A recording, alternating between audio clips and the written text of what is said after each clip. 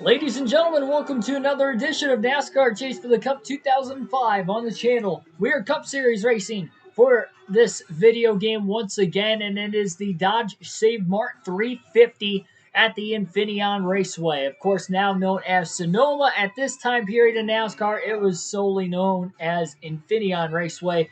I was about to say only road course race. First of two road course races this season. The only other one is at Watkins Glen. Of course, also at this time period of NASCAR, only two road course races in a season. So this is going to be wild. It's going to be chaotic. And to add on to that wild and chaoticness, we actually have to start mid-pack. We qualified 18th, even though I was fastest in practice. I ran a little bit slower in qualifying. Both laps I ran in qualifying, I kind of locked the tires up. It was in a weird spot both times where I didn't have that issue in practice. I had it maybe one lap in practice. I did it 2 laps in a row in qualifying, so that was just, driver error at that point. But 18th, we'll see. Looking at the times right there, we're about 12th fastest as far as where the qualifying order was with the times I was running in practice, so I think we could have qualified better. I don't know if we would have qualified up towards the front. I think I may have missed the setup for the start of this race. So we'll just have to see how this is going to work out. Again, it's going to be wild and chaotic. For those of you that did not watch any of the NASCAR Thunder 2004 live streams we had on road courses, those were wild and chaotic in these EA Sports games because you got to figure they could be wild at times in the NASCAR Heat 5 or NASCAR Heat 4 series like we played. But there is relaxed yellows on for those races because usually in real life you see a spin, they're out of the way, they stay green.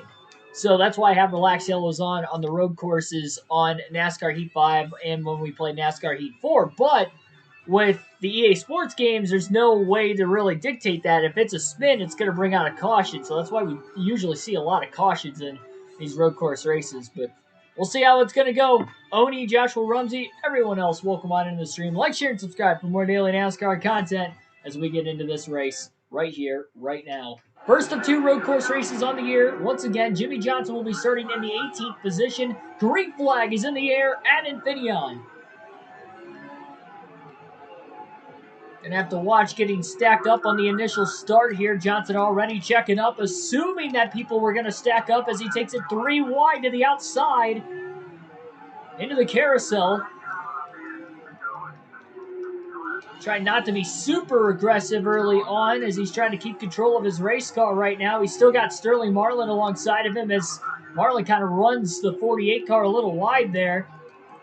Oh, big moment there for Jimmy Johnson. He had to check up or he was going to hit the wall head on. Force his way back up onto the racetrack with Bobby Labonte. Now he clips a 0 of Ward Burton 3 wide into the hairpin, and Burton's getting beaten around by the 48 of Johnson.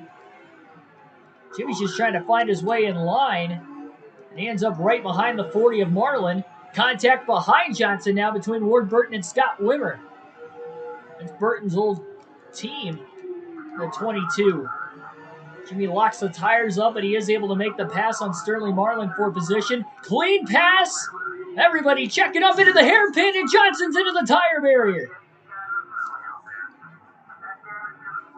3 wide, nowhere to go. He ran out of room. Cars entering onto pit road just to miss the 48 car who piled it into the tire barrier on lap 1 at the front of the pit road entrance for the first caution of the day. And boy, do I feel stupid doing that. Coming in way too hot.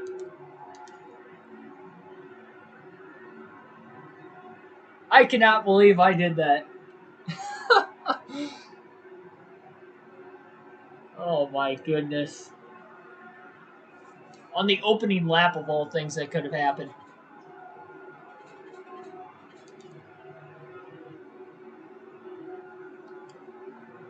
Johnson didn't qualify well. He was in the middle of the pack, and that was just a wild lap 1 from the get-go.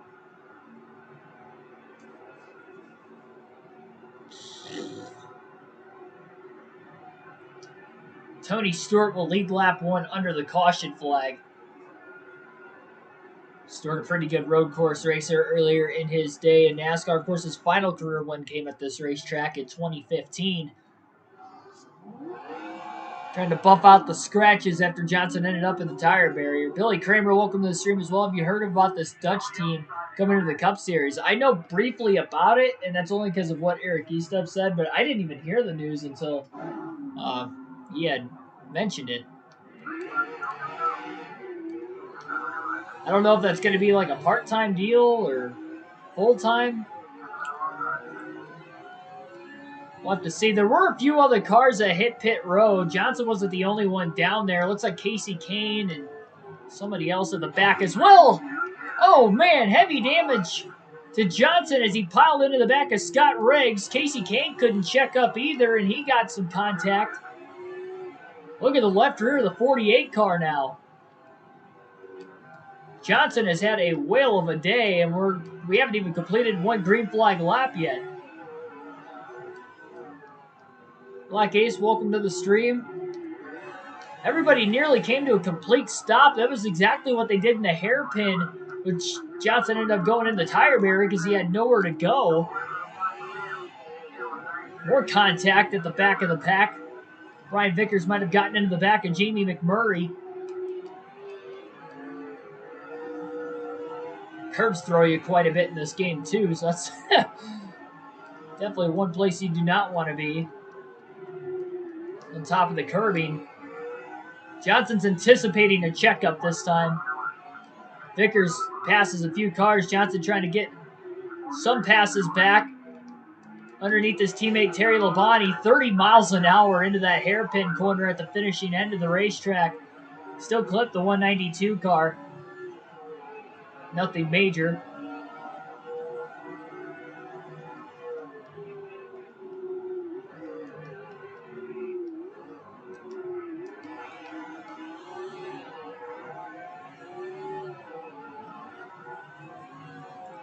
Terry Lewis, welcome to the stream as well. Johnson trying to make his way through. Gets a little squirrely trying to get back to the gas. More contact, 143 car. Can't tell who he got into. Might have been the 107, 3 wide into the hairpin. There's contact. Rocky Perry in the 143. Receiving end of contact with Jimmy Johnson. Johnson slides into the left rear, the 151. That's going to cost him a position. He's got his teammate Terry Labonte on his outside. This car is not handling well at all in traffic. And now Labonte got into his teammate, overrunning the next corner. Johnson going to try to cross all these guys over.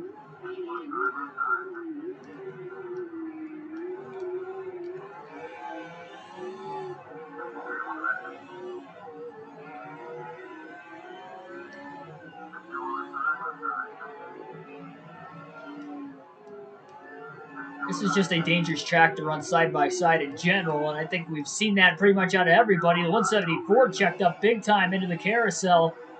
So he was side by side with the 169. The 177 almost got into the back of him. Ryan Newman leads the field right now after Stewart led the first few laps. Johnson late in the braking zone there to try and get to the outside of the 177. That's Lonnie McKinney, the 177. That curved through Johnson big time. He's all over the place there. Cars One Boy, welcome to the stream.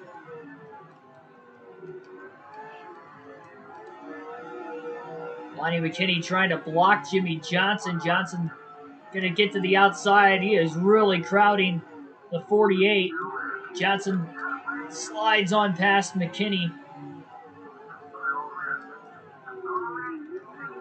Got to make sure not to go into the tire barriers again. That was a big wheel hop and a lockup for the 48 of Johnson.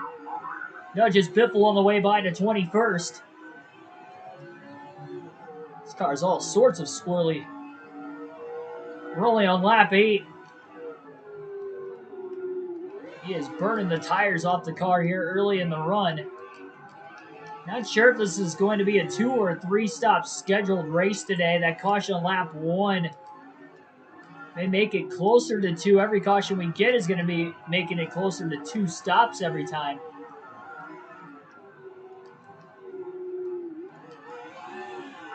Junior dive bombs as he tries to make his way around Ricky Craven. Johnson will get around both Dale Jr. and Ricky Craven and sends it right into the 21 of Ricky Rudd. Side by side into the S's. Jimmy slides, trying to keep it off the 21 car again, but he couldn't do it. They make more contact. My goodness, this thing is just all over the place.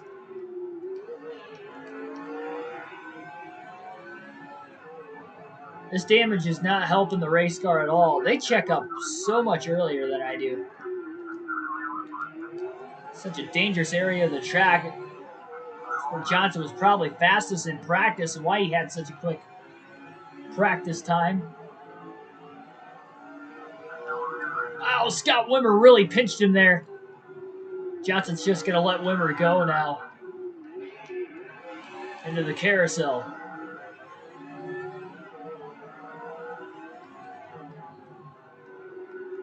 I eat bananas with the peel on. Welcome to the stream.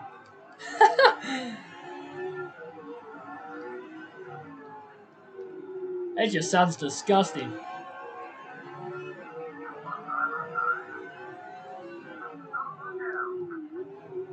Even Neanderthals know better.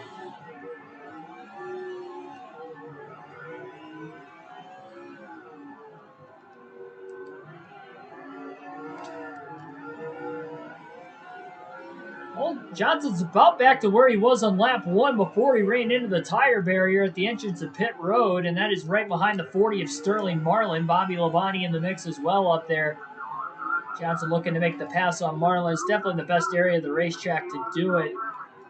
Sending it 3 wide, very tight, and he actually went through 3 wide without making any contact that time, clearing Bobby Labonte.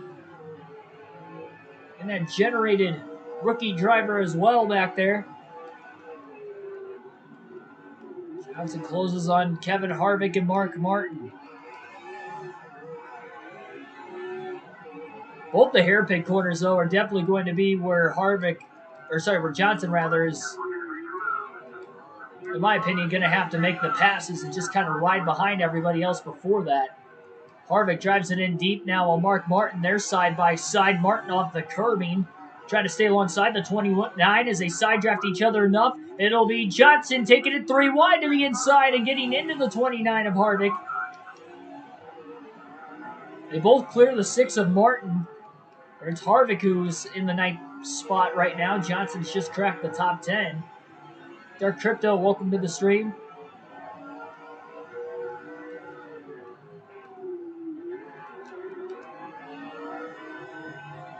Harvick checked up big time right there as well. Johnson going to outbrake Harvick into the final hairpin corner on the racetrack, making the pass for 9th place.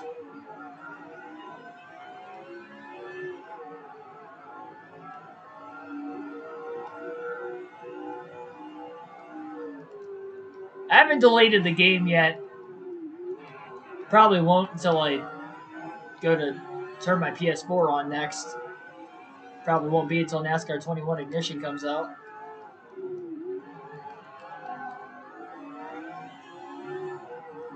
Johnson pushing really hard. As he closes in on Waltrip. Big run. Waltrip gets loose and kind of slapped the left front of the 48 of Johnson. Only loosen up Mikey a little bit more, making it an even easier pass for Jimmy Johnson. Up to that 8th spot. Interval-wise, he's still about 9.5 seconds off the race lead of Ryan Newman. Having to drop to the back of the pack, that definitely hurt him.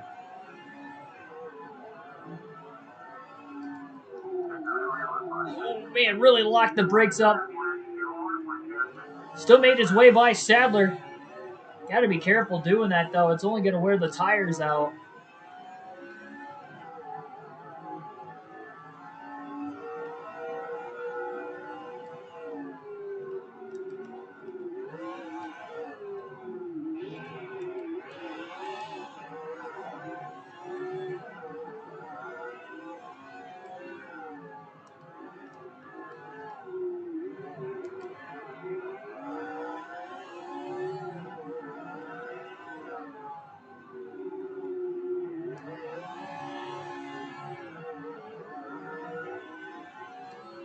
Rusty Wallace trying to block Jimmy Johnson. Johnson letting Wallace go for now. Jimmy's all over his back bumper, though, as they head down into the S's. Johnson trying to make the move on Rusty. Not going to happen yet. Wallace making his car wide as he tries to hang on for sixth. Oh, man, Jimmy gets into the back of him. Didn't realize Wallace was going to check up there. Johnson locks the brakes up down into the hairpin, clips the curbing, but clears Wallace now for sixth. Seems like Ryan Newman's kind of getting away with the lead right now. Just less than 100 laps to go. This 110-lap race. We're on the just less than 2-mile road course in Sonoma Valley, I should say. The Infineon Raceway. A lot of the cars towards the top 10, top 5 now are definitely blocking Jarrett and Johnson off the curbing. Both trying to hang on to the race cars as Johnson is going to try to outbrake Jarrett. Jarrett just crowded him so much that Jimmy had nowhere to go underneath him but to make contact. Johnson up to fifth.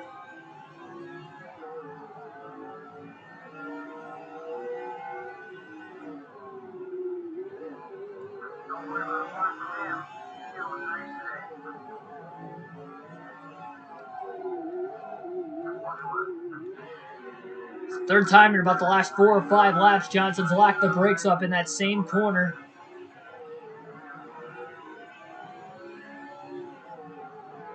Made a pass on Kurt Busch for fourth.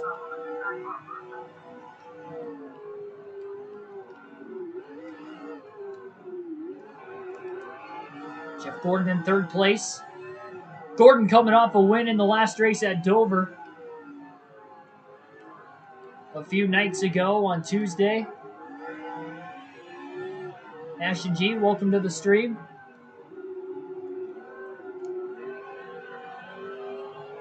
Gordon a little wider than what he wanted to go there. Johnson is underneath him. Man, Gordon just... There was nowhere for Johnson to go there. His teammate is even crowding him quite a bit. Johnson was on the curbing and Gordon just sideswiped him. And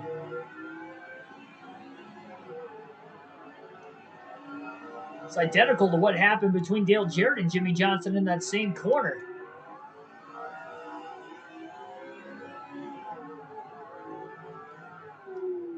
Only that time it was from a teammate. Now Gordon will finally let Johnson go. And Jimmy's up to third.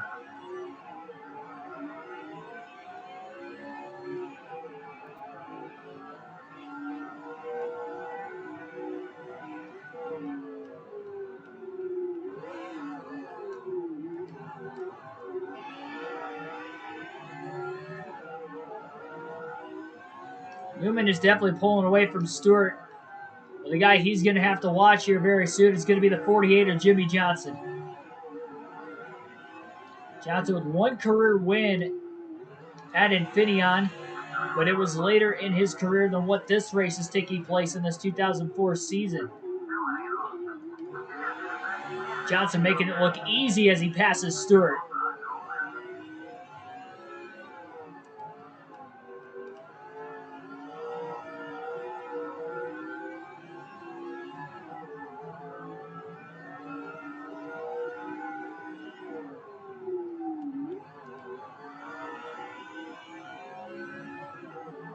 Johnson closing on Newman. Jimmy closes to the back bumper of the 12. Off the curbing, and now he's alongside of Ryan Newman briefly. Now he has to sit in line behind him as Newman leads another lap at the line, but Jimmy Johnson is there, and I will not be surprised if Johnson ends up leading the following lap. Hardest car to pass, though, is going to be the leader. Clean air advantage.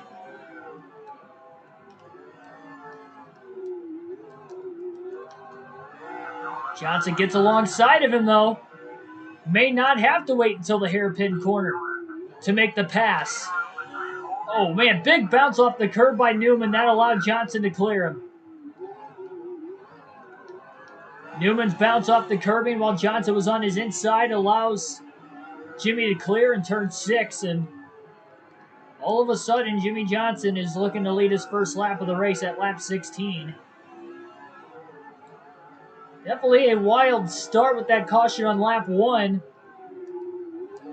Caution-free since, and it has allowed Johnson to race his way back through the field.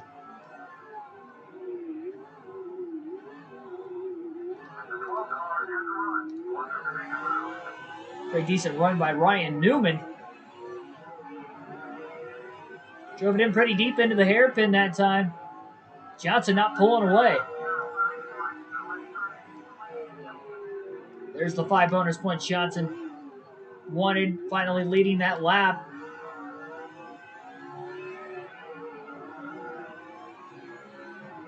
Newman's always a hard person to pass, that is true. And he's not done battling either. He is all over the back of the 48, not giving up.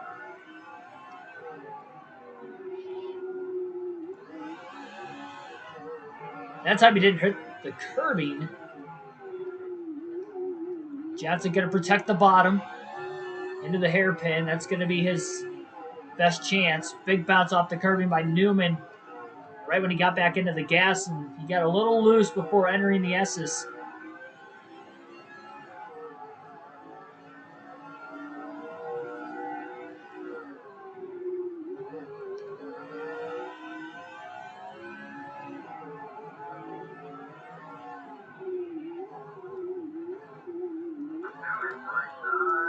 Newman's starting to try and challenge into the braking zone in the hairpin a lot more than what Johnson is doing while he's got the lead. When Johnson was on the attack, he was doing the same thing Newman's doing right now, and he's just braking hard into nearly every corner. Now Johnson trying to save his equipment a little bit. Wasn't really able to do that earlier.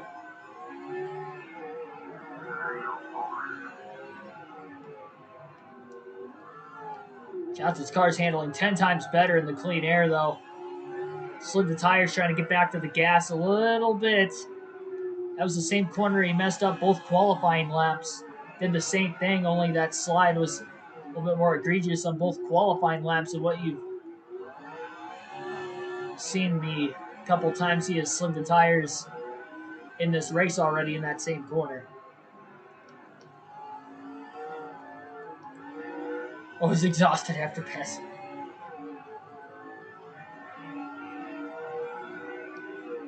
They always refer to it as trying to pass a kidney stone.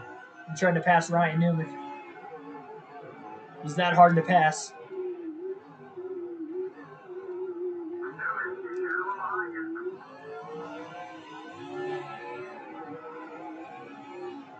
Tony Stewart's not really closing in. 48-12 just continue to pull away.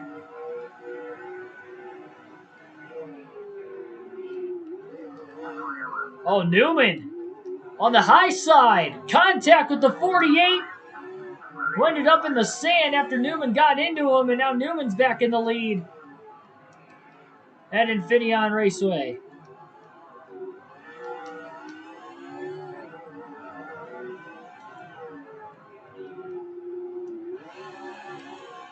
Newman with the bounce off the curb, though, and that allows Johnson to pull alongside of him.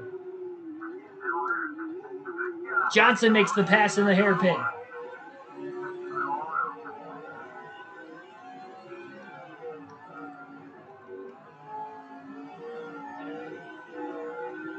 And pulls him a little bit in the S's as well. Out to about a 6/10 of a second lead.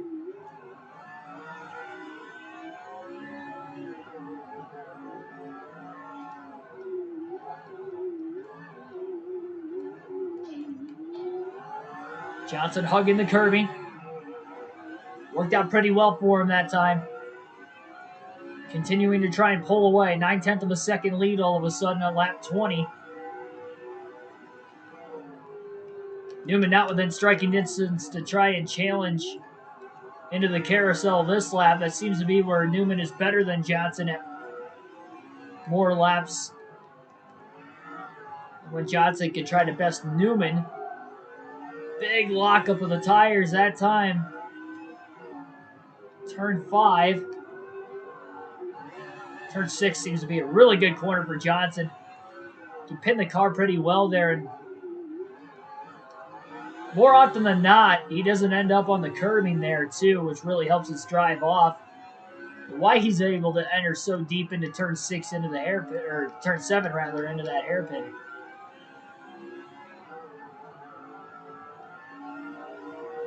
Johnson's largest lead of the day now, 1.2 seconds.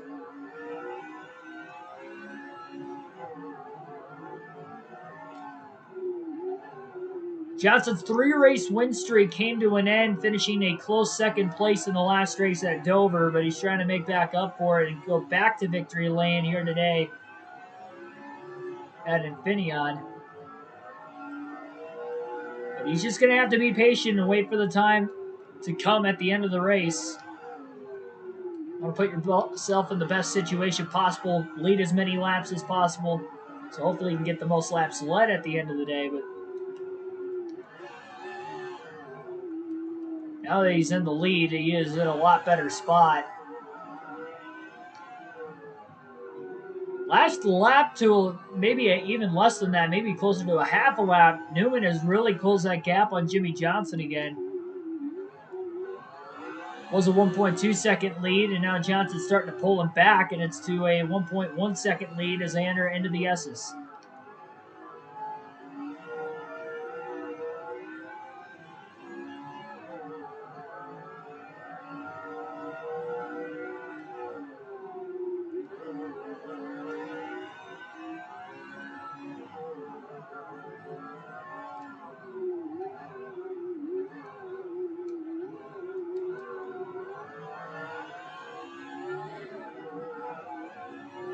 Ethan, welcome to the stream, by the way. Missed you down in the chat.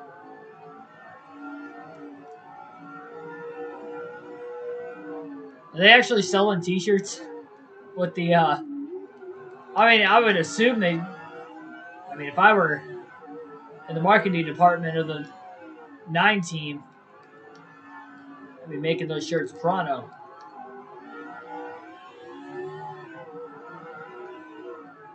Merry off-season, happy Christmas.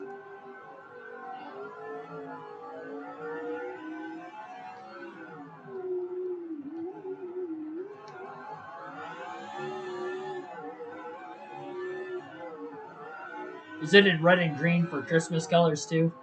They should make an ugly sweater out of that. That's what they should do. An ugly Christmas sweater.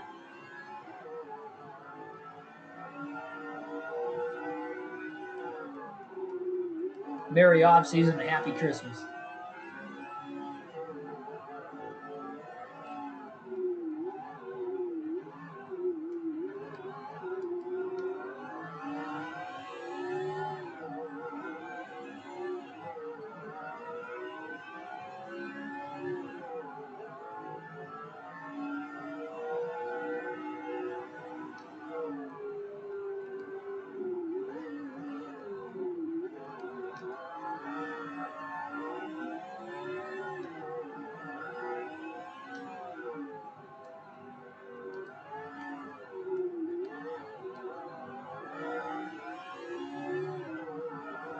Seems like the first half of the lap is where Ryan Newman is a little bit better than Jimmy Johnson. And Johnson seems to be better in the second half of the lap than Ryan Newman.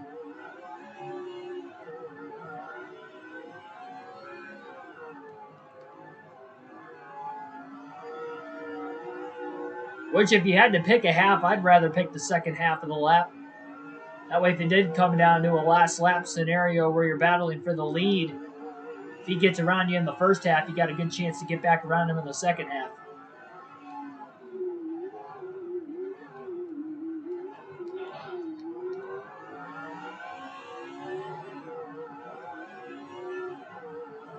Next race of the season will be tomorrow night on the NASCAR Chase for the Cup 2005 Nextel Cup Series season, and we go back to Daytona for the Pepsi 400. Our July night race. will be taking place center stage on the channel tomorrow night. 7 p.m. Eastern Standard Time will be the start at Daytona.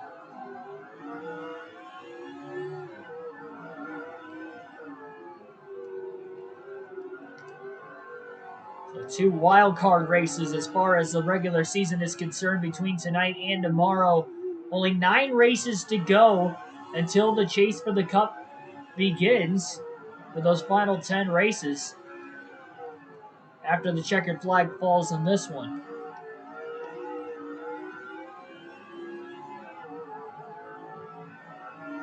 Johnson moved himself up to second in points. His teammate Jeff Gordon leads the point standings right now.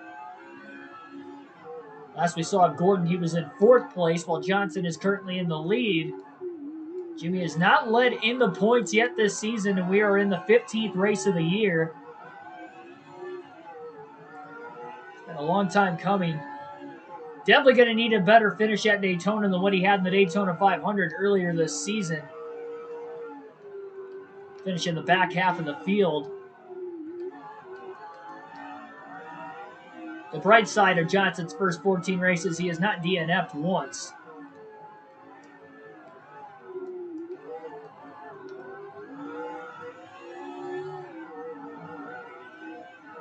Got 3 finishes outside the top 10.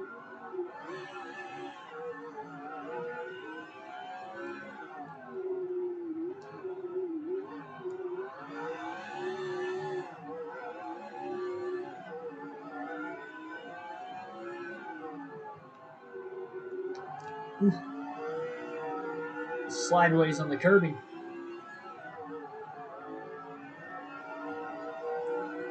I don't think we've hit halfway on fuel yet. Wondering how many laps we can go on fuel.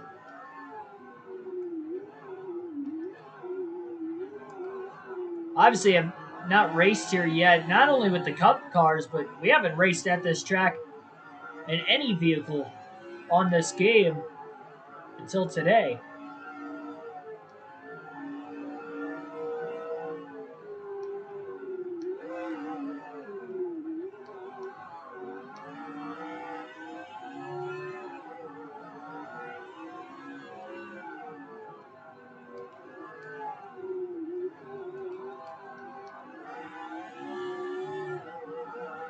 Career mode NASCAR Heat to you is horrible. I mean, it was alright. I don't think it was bad. The only thing bad about it on my side with NASCAR Heat 5 was just it would crash. And literally when it crashed that last time, I would simulate back up to where I was, and it would crash after that race every single time. Like, I could not run that race. But outside of like the glitches itself, I didn't think it was that bad. It was pretty simple though, like, but it was almost too simple. I feel like it needs to be a little bit more complex.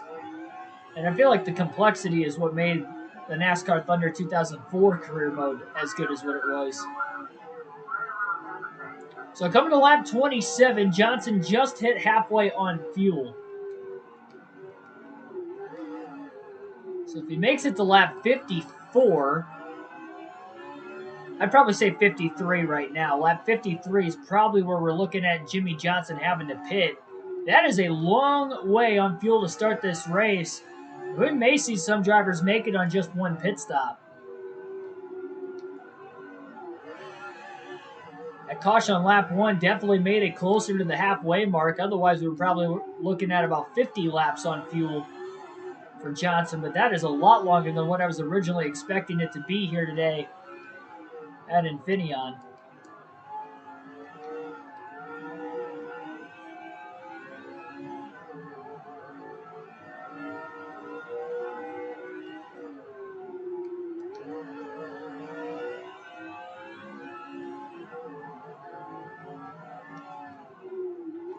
Ten people watching right now. Thanks for everybody tuning in. Again, like, share, and subscribe for more daily NASCAR content. Currently at the Infineon Raceway, now known as Sonoma Raceway. Our first road course race of the season out of 2. Our next one at Watkins Glen coming within a handful of races. believe 5 or 6 races after this one.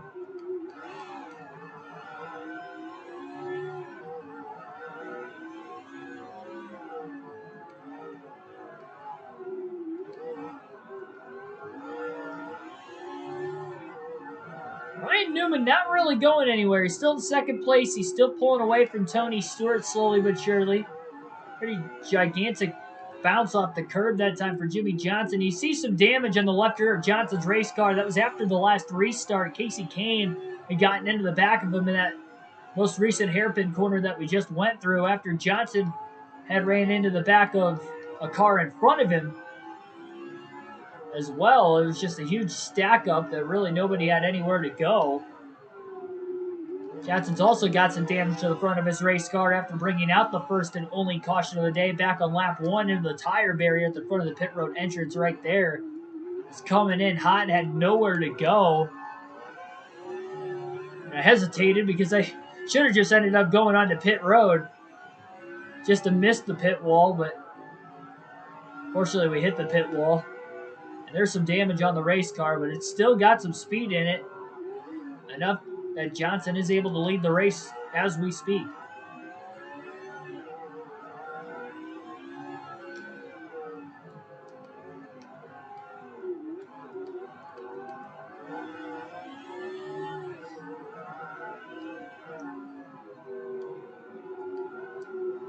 Yeah, I mean, you could just, even with the full races, with me trying to make it a little harder on myself and giving my own situations where I had to limit the amount of tires I could use in a race for all 3 series when we did that career mode playthrough. And literally, it only took me 1 season in the trucks to win the championship, 2 in the Xfinity to win the championship, and then 2 in the Cup Series. And it wasn't like I wasn't winning a lot of races in those championship seasons either. Xfinity Series, when I won the championship there, I won 20 races. Well, no, I ended up winning 15 in that season. I won 20 total within the 2 seasons combined. I had 5 the first season and 15 the next.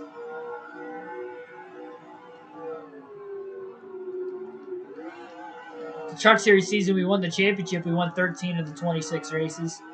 Won the championship. And then the Cup Series, season 1, even as a rookie, we won 5 races.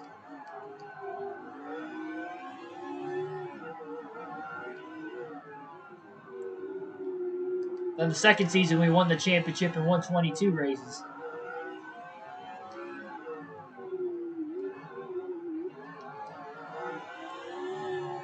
Yeah, that's the main thing. It wasn't so much... I feel like if it would have been a little bit more complex, it probably would have made it more difficult. It was just so easy. And again, that was running the full races and on hardest difficulty. I couldn't have made it any harder on myself. And we gave our own rules. One was a 5-second damage clock policy rule. And then another rule we ended up having was, in all 3 series, was the tire limit. I gave myself a tire limit for each race.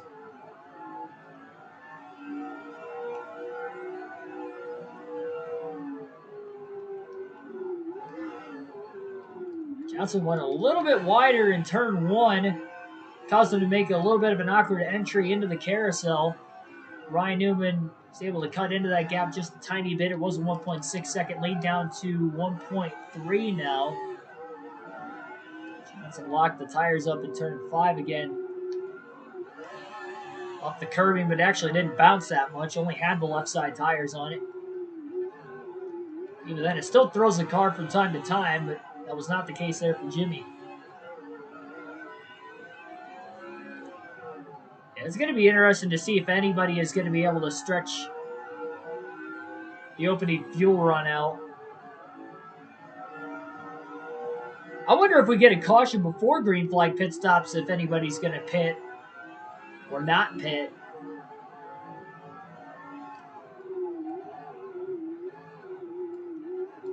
Worst part about that is Johnson's the leader, so he'd have to make his decision before anybody else makes theirs.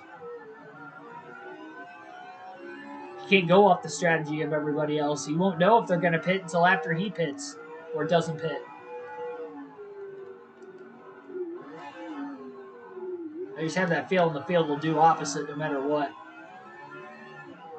That's either going to put us back in traffic on the restart, knowing everybody's still going to have to pit one more time.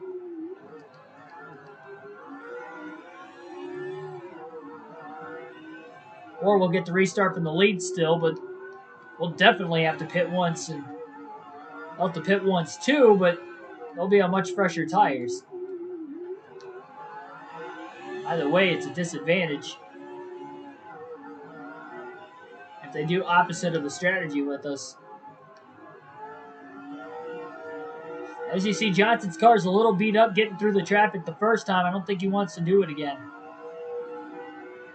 Might risk DNFing if he has to do it a second time.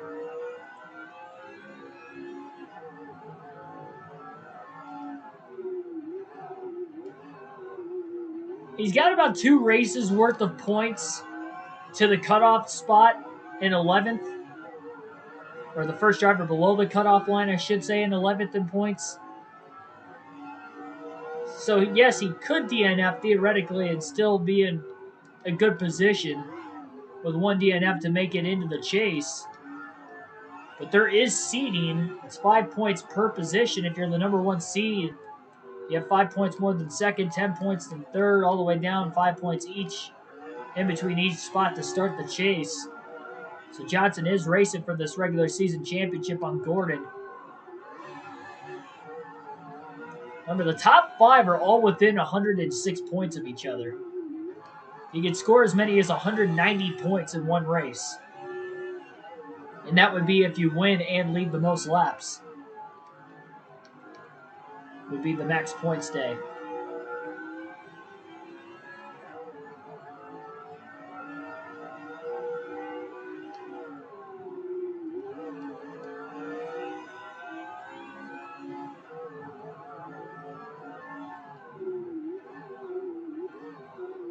Mom found an old 2006 Pepsi 400 program with a bunch of signatures on it. That's pretty cool. I never got into collecting the race programs. I don't think I have a single race program from any of the races I've gone to. I was keeping the tickets there for a while, but then when COVID hit, everything was digital after that. They weren't taking the print-off papers at a lot of the tracks, so I couldn't... I mean, I could have printed it off at home still, but I ended up like not doing that because I didn't have to. And now my collection of race tickets is only half of what I've actually been to, especially this year, going to 11. A lot of the races this year I didn't print off. I guess if I'm going to start an old collection of anything, it's going to be some old die casts, which I started when I went to Bristol, and I plan at Martinsville getting a few more. At least 2 more, maybe 3.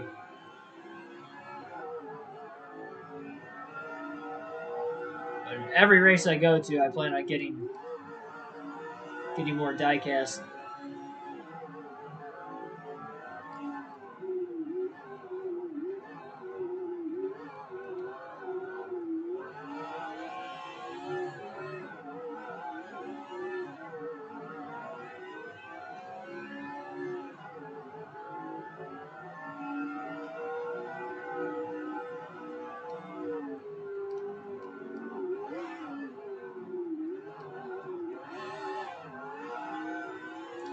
Ryan Newman's closing that gap on Jimmy Johnson again. Down to 1 second. Again, it was up to a 1.6 second lead at one point. Really, since taking the lead, Johnson has hit his marks perfectly. Even with the damaged race car, it's handling a lot better in clean air than what it is in traffic. Really unstable in traffic.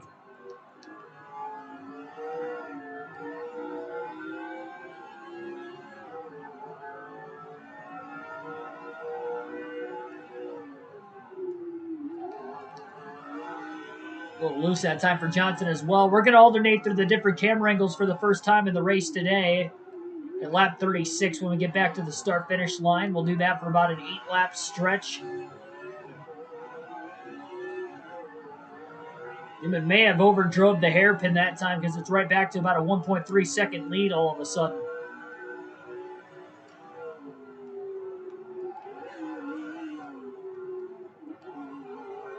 No lap traffic yet. And having that caution on lap 1 and then the restart being crazy right after it, I'm surprised we've only had just the one caution so far today. Johnson locked the tires up, trying to get the car to turn in turn 5.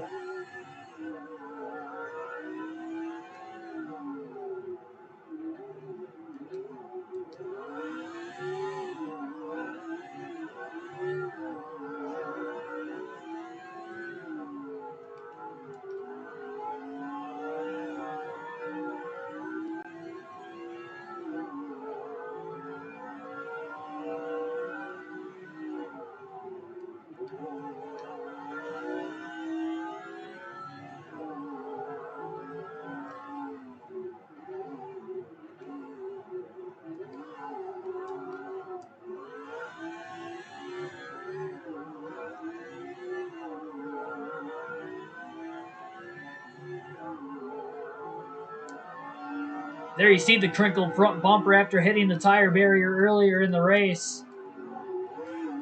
Jimmy Johnson's race car. Tried to pair the best that they could on pit road, but that was a pretty hard hit. Going from about 60 to 70 miles per hour on impact to 0. Into that tire barrier that has very little forgiveness.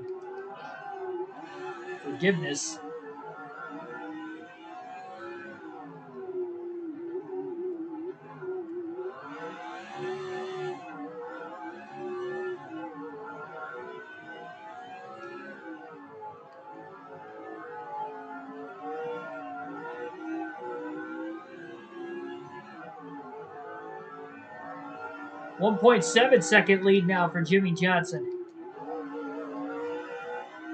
So for a very brief moment, it was down to about an 0.8 of a second lead. Now Jimmy's starting to stretch that lead back out again. Not that many laps away from lap traffic becoming a factor, though, so you can very easily see Ryan Newman close back in, and we'll have to see how Johnson gets through the lap traffic himself.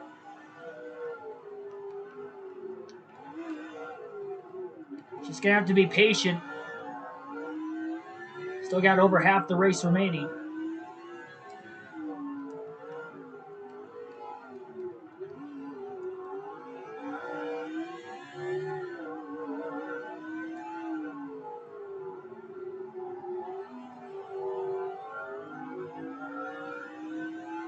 Johnson out to a 2-second lead.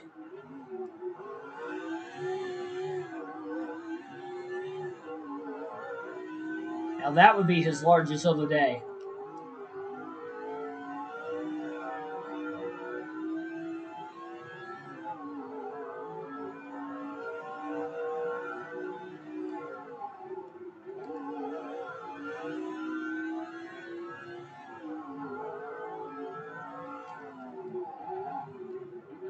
One driver hitting pit road. Actually, there's a lot of drivers on pit road as we speak. I guess that'll be easier for Jimmy Johnson. They all start pitting in front of him before he even catches them.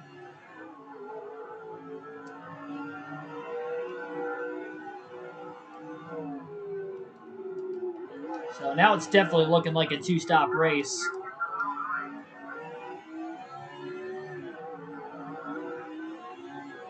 Martin just cycled his way off the pit lane, so he's on a little bit fresher tires on the 48 of Johnson. So he gets up to speed. Got a quarter tank of fuel left for the 48. Big bounce off the curb by Martin. Johnson looking to drive it in deep. Gets into the right side of the 6.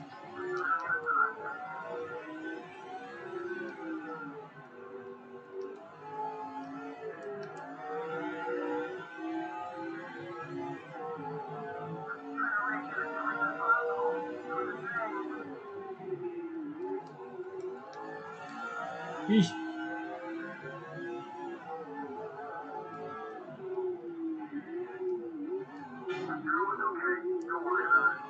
Johnson was just kind of creeping in on Newman quite a bit. Martin, rather. I think I said Newman because of the 6th car. That and Ryan Newman's in 2nd place back behind us, too, so that probably doesn't help.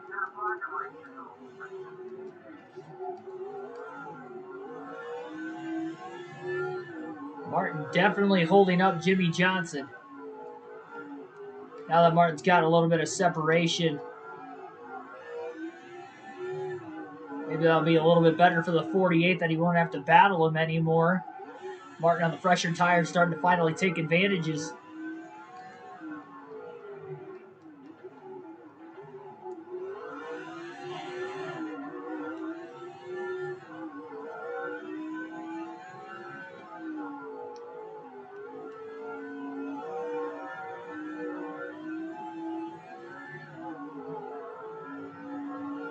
There were some lap cars that cycled off the pit lane in between where race leader Jimmy Johnson's at, in 2nd place Ryan Newman as well.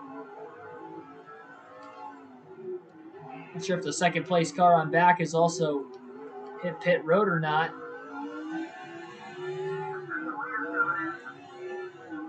War leaders making their way onto pit road right now.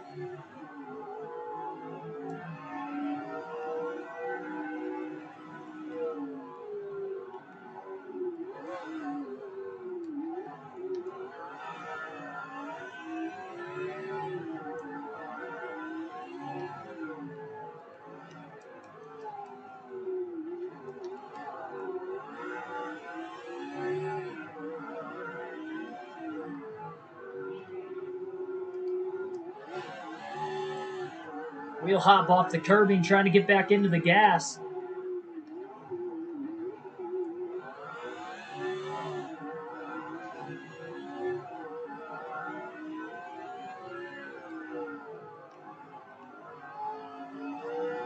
Johnson definitely committed to staying out of the pits as long as he possibly can. Even if Newman pits before him, if Jimmy just takes this run as far as he possibly can, who knows, maybe he gets lucky with a caution or two and he's able to make it on one pit stop today. Not ruling that out of the question. Plus, you never know if anybody else might make it on one pit stop. Or are we going to caution?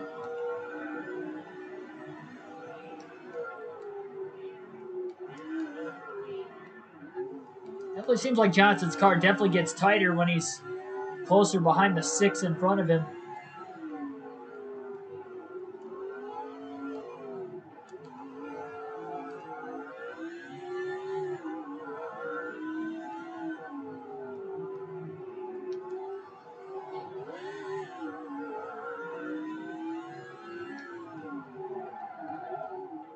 Johnson locking the brakes up.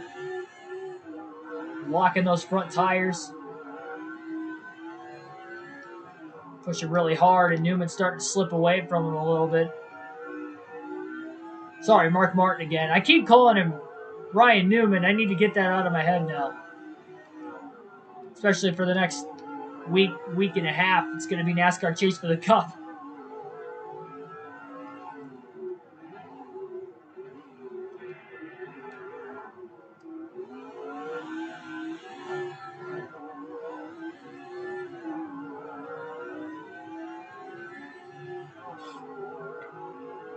A little wide off the final corner. Jimmy Johnson.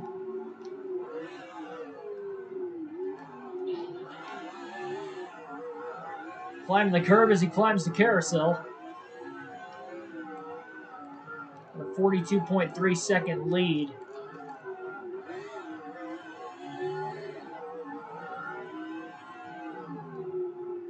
Not sure if he's the last car that still has to make his first pit stop of the day for tires. Really hard to tell in the road course. I knew not everybody was going to go a lap down anyway.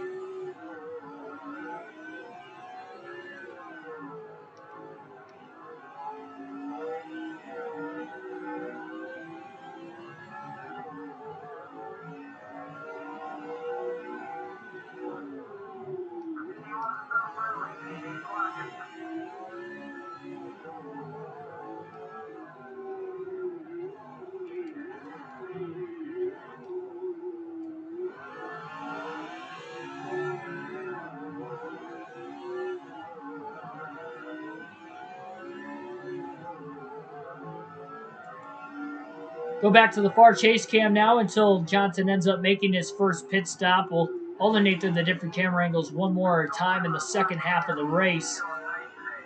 We are getting pretty close to the halfway mark in general, though. That will strike at lap 55.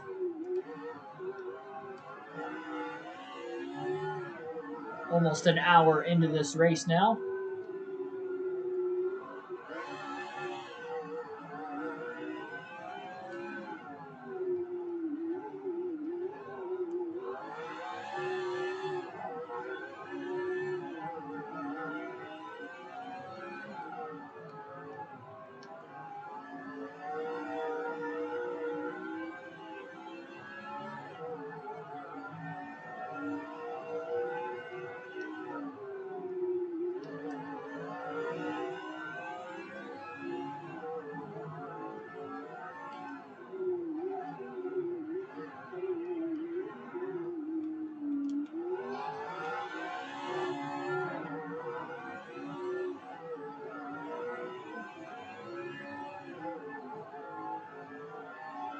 Yeah, as far as like famous athletes that grew up around here, there really isn't much. But one big name, not in my neighborhood, but in a neighborhood probably 15 minutes away from me, Charles Woodson went to high school about 15 minutes east of where I live, northeast of where I live. For those of you who don't know, Charles Woodson is in the NFL Hall of Fame. Just got inducted, I think, like 2 years ago or last year or something. I know it was really recent. Played for the Oakland Raiders and the Green Bay Packers and finished his career back up with Oakland again as a cornerback / safety in the NFL. Also won the Heisman in 1998 at Michigan.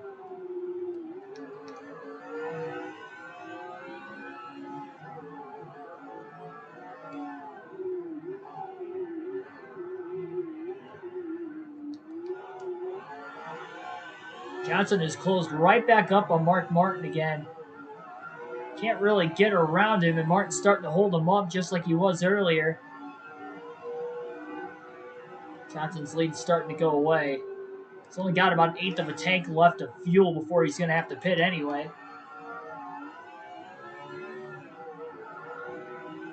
I mean, outside of Martin, there is no other lap cars in the vicinity of Jimmy Johnson.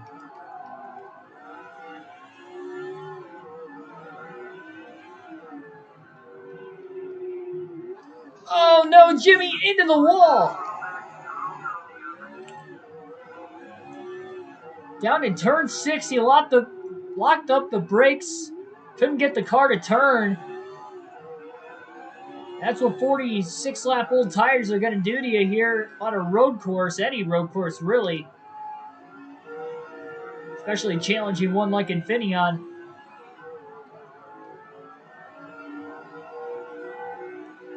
We stay green. Look at how much ground he lost to the 6 of Mark Martin.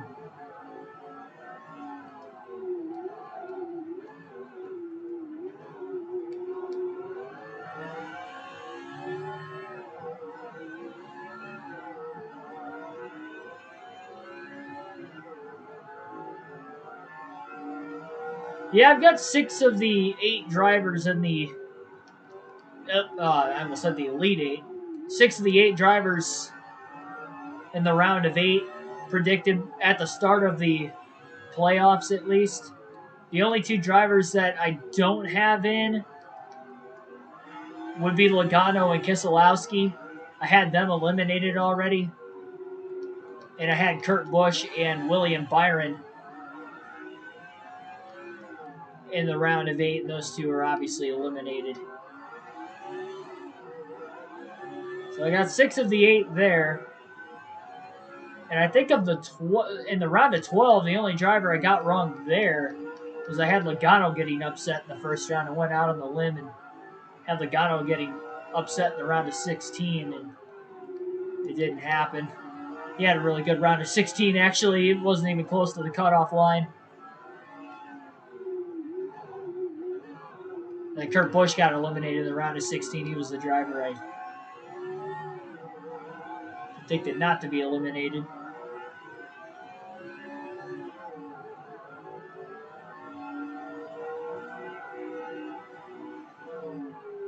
As far as the Championship 4 goes, I still got all my Championship 4 drivers left. Kyle Larson, Kyle Busch, Ryan Blaney, and Chase Elliott, I believe. I believe those were the four. I could be wrong, but I'm thinking that those were the four. Actually, you know what? Now I'm thinking about it, I can't remember if I had Denny Hamlin in the Championship 4 or Chase Elliott. I don't know who I had in that last spot. I might have had Hamlin. I don't know. I'd have to go back and look at it. I think I had it right the first time. I think I had Larson, Elliott, Blaney, and Kyle Busch. And it's only because I think I had Hamlin out of the Championship 4 because he didn't have a lot of playoff points. But the thing is, though, is now he's got 2 wins since, and he's had, I think, like 3 or 4 stage wins since the playoffs started, too. So he's racked up like 13 or 14 playoff points just in the last 6 races alone. I wasn't expecting him to do that. Like, if I had to change it, I'd have Hamlin in the Championship 4 as of right now, but before the playoffs started, I didn't have him. I believe I didn't have him in the Championship 4.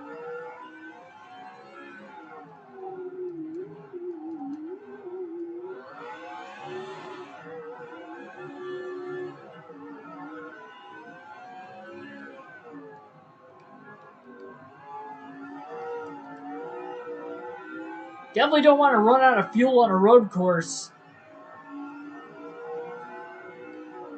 Remember, you DNF in this game if you run out of gas and a caution comes out, whether that be for you running out of gas or you're out of gas when a caution happens somewhere else around the racetrack. So,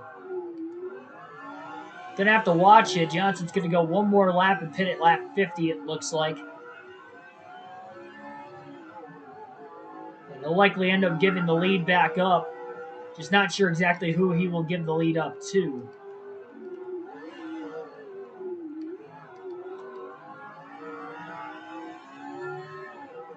We're only 6 laps away from the halfway mark. Still just the one caution. Back on lap 1.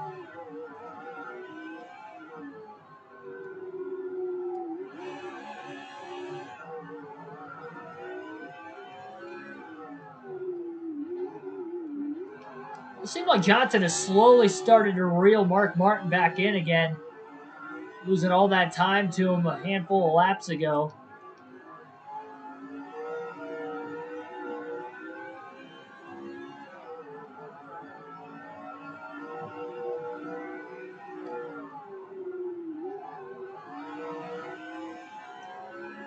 .70 miles per hour is the pit road speed limit. As it is with every track in this game. Easily, Johnson makes it onto pit road speed. 4 tires and fuel, no adjustments for the 48 of Johnson. As long as he is in the lead, it seems like he's all right. As if he's in heavy traffic is when the car gets really bad with the handling, and he's just going to try to keep this track position as long as he possibly can. The setup he's got right now is good for the clean air.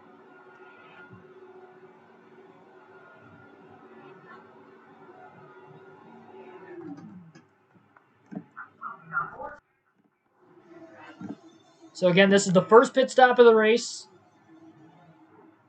Look at how bashed in that front bumper is. It wasn't that bad, but then when we hit the wall again earlier on in the race, or I should say just a few laps ago before we ended up hitting pit road. Oh, we got a caution somewhere on the racetrack. Caution's out while Johnson was on pit road. Debris. That is only the 3rd debris caution all season. And it comes off the 169 car as his hood has flown off right about where the start-finish line was. That is our second caution of the race. And that was when Johnson was on pit road. Johnson is going to go back down and top off on fuel, because it is going to be very, very close on fuel to the end of the race from here. And he's going to lose his track position.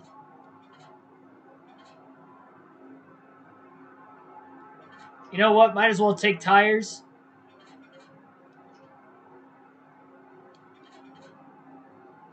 Take tires, top off on fuel. And going to make another air pressure adjustment. So I know Johnson just pit, but it's going to be close to him making it on gas to the end of the race by the time we go back green, especially if we get another caution after this. So again, our second caution of the day, he's just going to have to be very careful at the back of the pack, and he's willing to take his time. He's going to have fresher tires. He'll get through the field eventually. It may take a little while, but he'll be smart.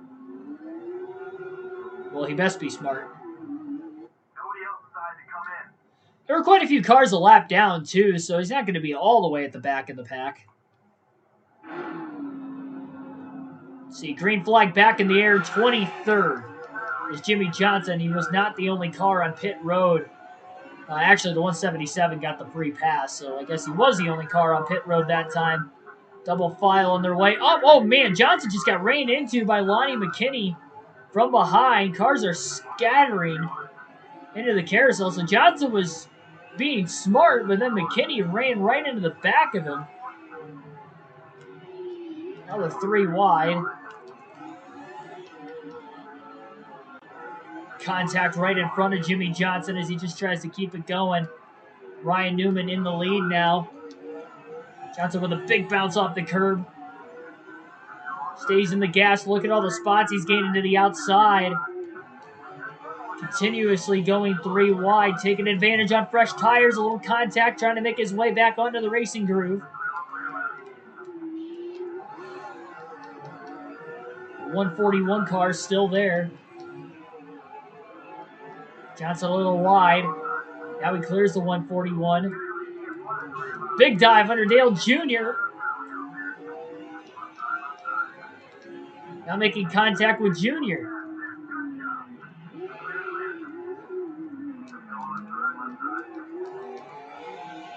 He's trying to be smart.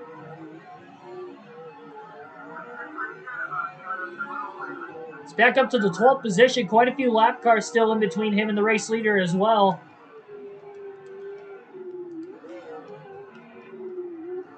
Checking up early into the carousel again.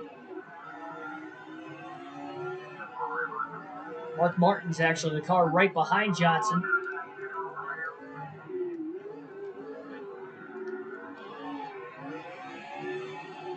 I didn't even know the 169 car had significant enough damage, or any cars in the field really had significant enough damage for a debris caution.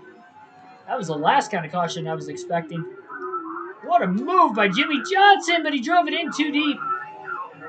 And the 151 tries to hit him back, it looks like, too.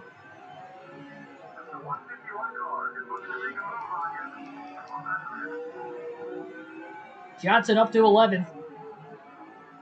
Just over 10 seconds off the race lead from Ryan Newman.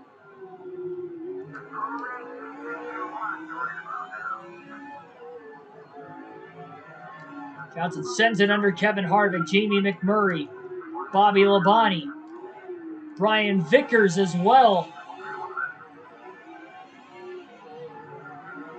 That was on the outside of the 143 of Rocky Perry. Narrow part of the racetrack. Walls on both sides. Johnson scraped the wall off the exit of that final kink. And again, he's alongside Rocky Perry in the 143 car. Not going to pass him there either.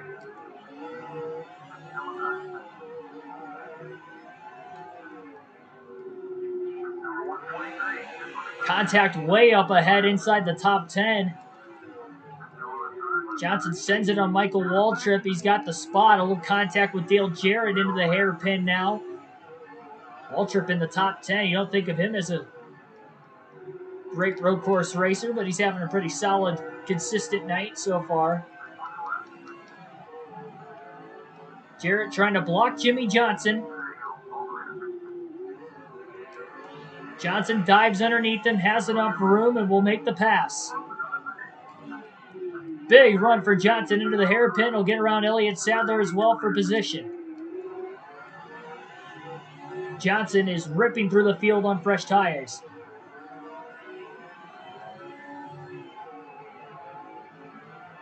We are just past the halfway mark. 54 laps to go. Seth Taylor in the 174 car. Another lap car right in front of Johnson.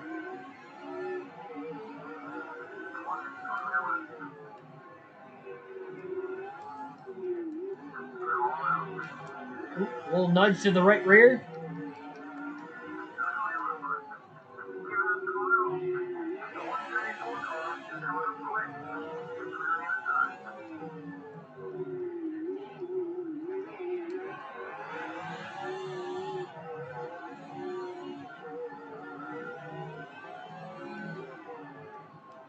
Like PGA 2K21. A couple of you guys down in the chat have been addicted to that game recently. I wouldn't say addicted, but you've been playing it when it seemed to be live on a stream. It's good though. You guys having a bunch of fun. It's the 169. Still running without a hood is Jimmy Lane. He has not made his way back to pit road even after bringing out that caution. Surprised they're not putting the backup hood back on the car. Johnson back inside the top 5. Feel a lot more spaced apart towards the front.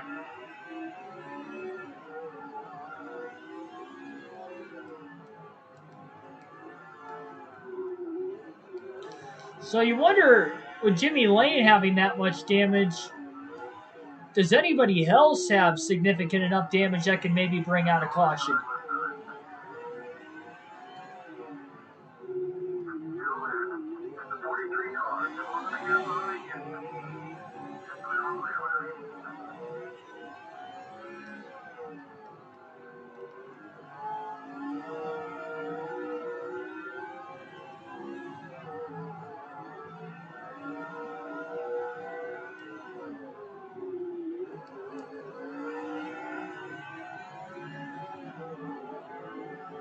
Johnson gaining some ground. Locks the brakes up, and he's on the outside of Kurt Busch. It didn't work. Now he tries to undercut the corner back, and Busch beats him back to the gas with ease. Johnson failed to make the pass on the high side.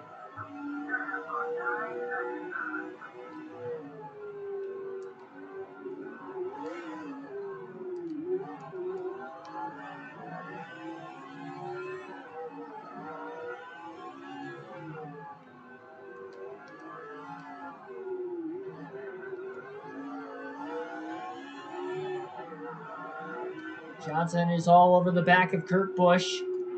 In a great position to get around him in the hairpin. Kurt not even going to try to block this time. And Johnson is going to clear him with ease. For 4th place. I believe Jeff Gordon is in 2nd. Tony Stewart is shown in 3rd. Gordon either got around Stewart on the restart or he got around him with his pit crew in the pits during those green flag stops.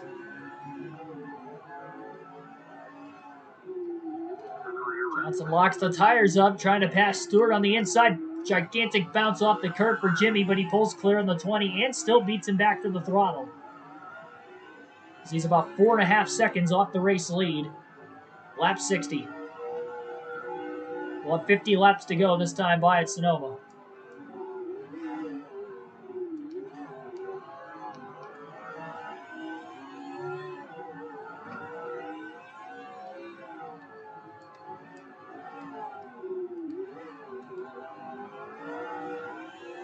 Even Gordon can't keep up with Ryan Newman right now either.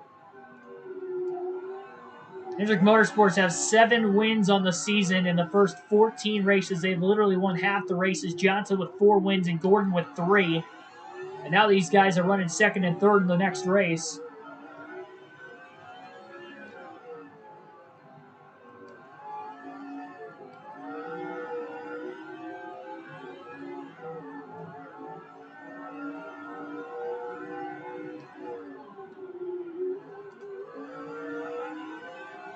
Quickly Johnson's gained on Gordon. Looking low. Wheel hop the car a little bit off the Kirby now, but he still clears Jeff Gordon for second.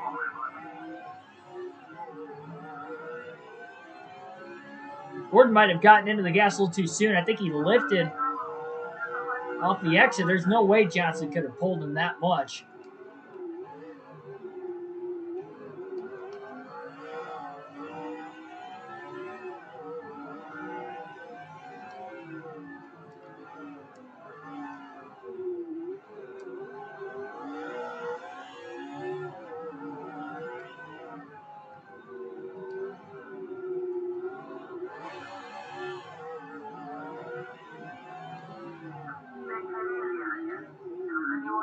Oh, Johnson jammed on the brakes. He got down to 20 miles an hour that time in the hairpin. Drove it in really deep, and he almost turned the 12 of Newman. If he would have caught him in the right rear at that angle, he probably would have knocked the 12 right up the track and maybe off the track. Johnson trying to race the 12 straight up. He's got to get that momentum back into the next hairpin corner. Jimmy all over the right rear. Maybe letting Newman go again. That time it seemed like Newman kind of cut down on Johnson. Johnson rolled the center of the corner really well.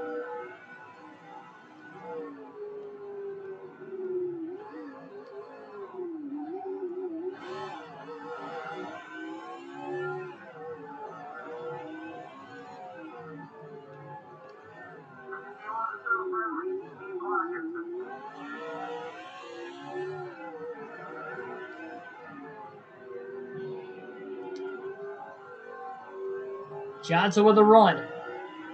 Into the hairpin on Ryan Newman for the lead. Johnson's got it. Jimmy Johnson back to the lead at Infineon Raceway. We'll have 58 laps to go at the start-finish line. Sorry, 48 laps to go at the start-finish line.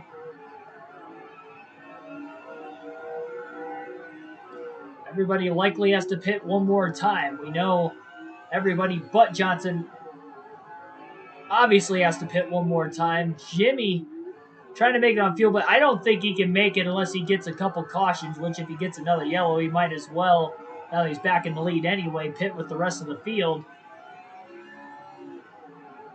Johnson made it 50 laps on the opening run of the race, but that was with one caution. The second came when he was on pit road.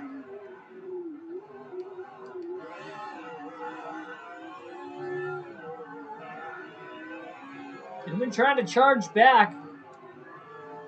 Kind of like the last time Jimmy Johnson passed Newman initially for the lead when he came up through the field the first time around. Newman was able to hold on for a few laps, actually got back to the lead for one lap, and then Johnson got him right back.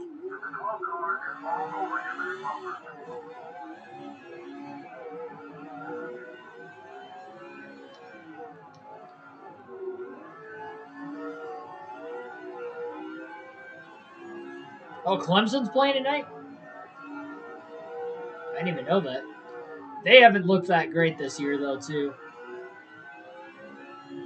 I think I mentioned on a live stream not that long ago, I was kind of talking about them a little bit. They lost 2 games early in the season, and it was, I mean, it's just, you kind of expected that their offense at some point was going to decline. So I think Dabo Swinney's a good coach, and he can get the most out of his players. It's not quite like Nick Saban levels of, you know, great coaching where they're consistently good year round. Like Clemson wasn't really a threat at all until they ended up getting the quarterbacks in that school, like Deshaun Watson. Even Taj Boyd had a good run there, and course, Trevor Lawrence. You get these Heisman caliber quarterbacks, and now you don't have that anymore. It makes a big difference.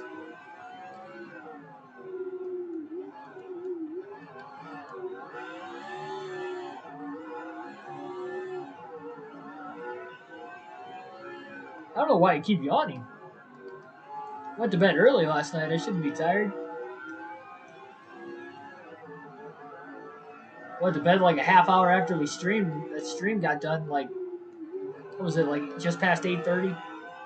It was probably about a quarter till 9 when it got done.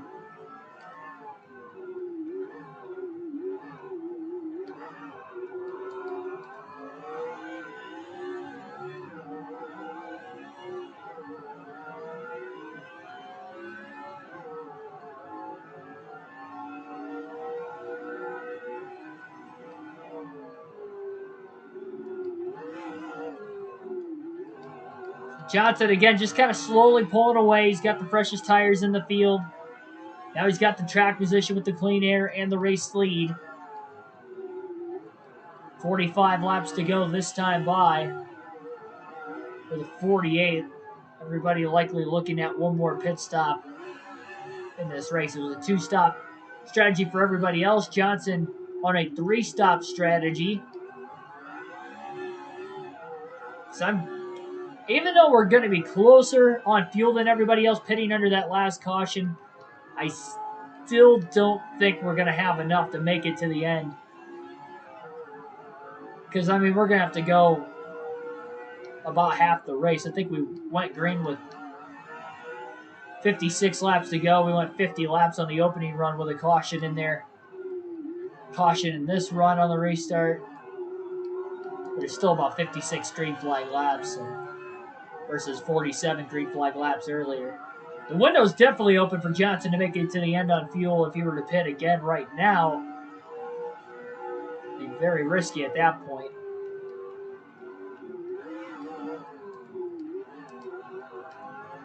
I think he can get away with a few lap older tires if he wanted to pit a couple laps before everybody else, but not at this point. That would be way too early. I don't think he wants to be the last car on the pit road either in case we get another caution, just like last time. Won't have to restart at the tail of the lead lap again.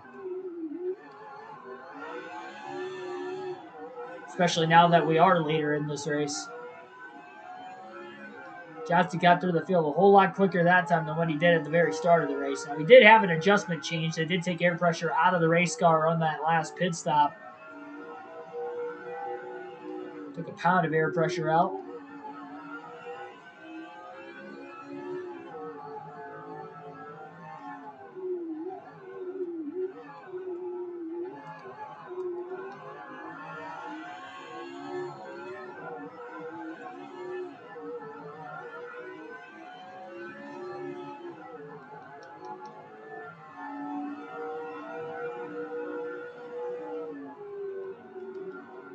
If it does go green to the end, they will catch lap traffic at some point, just like we saw in that last run.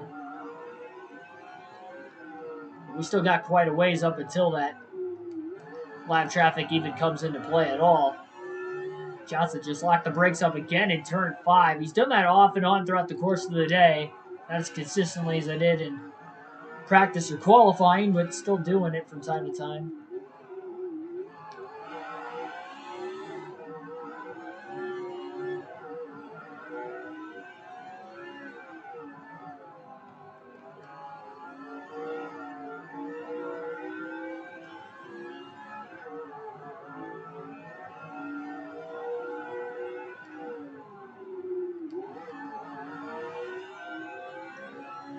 And honestly, we could also look at it this way if we really wanted to. We could stay on these tires to the end of the race and just pit for fuel only. I mean, we can go 6 laps on fuel. Taking fuel only whenever we really want to at this point.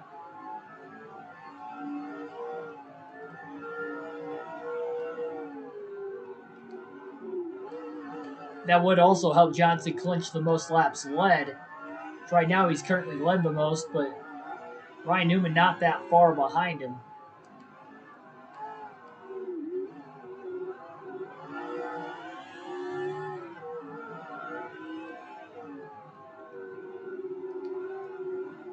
Figuring Newman led 14 laps earlier in the race. Not sure exactly how many laps he led before Johnson got back to the lead on this last restart.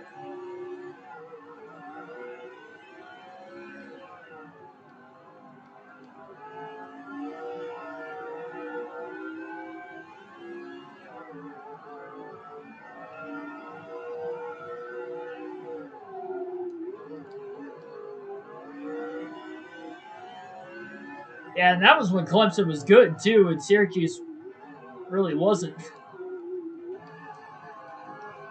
2017.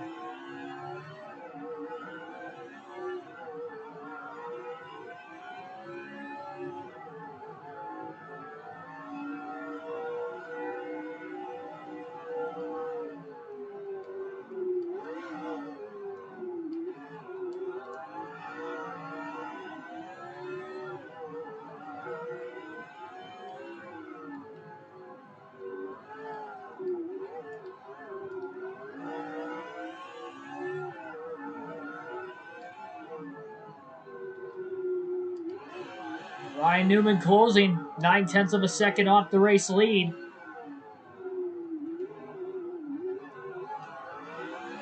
Ran a tad bit better than Johnson here over the last couple laps. Big bounce off the curb, though, getting back into the gas off the hairpin, and Ryan Newman's going to lose a couple tenths right back to the 48. Third straight race with the Platinum Lows paint scheme, and I gotta say, we've had a pretty good run so far. I know we didn't win the last race, but first and second place finishes in the only two races with this paint scheme, and now leading in the second half of this race at Infineon. Maybe this is a good luck scheme in the case of getting a good finish at bare minimum.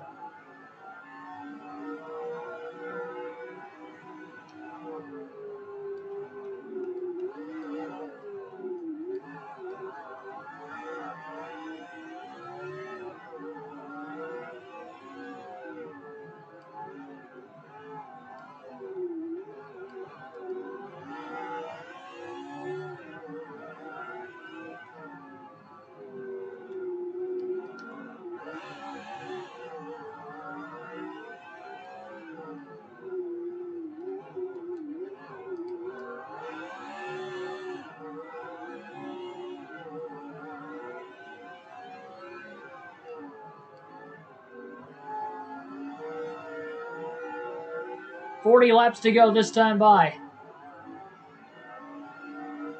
We haven't seen anybody short pit yet to make their final stop. I would assume if anybody was going to try to short pit, it'd be very soon. I believe it was about lap 40 in this race when we started seeing drivers pit. At that point, they knew they were definitely going to make it a two-stop race. And Johnson was the only driver that hit pit road during that last caution. We've had two cautions so far today. One at lap 51 and one at lap 1.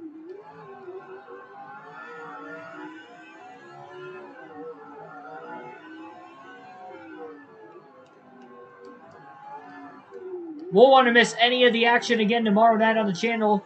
Pepsi 400 at Daytona will be the next race, our second and final trip to Daytona. It'll be under the lights. 160 laps, 400 miles in that spectacular race. And a wild Daytona 500, really a wild speed weeks between the shootout, the duel, and the Daytona 500 at the beginning of the year. Now we'll be doing it under the lights at the Daytona International Speedway once again.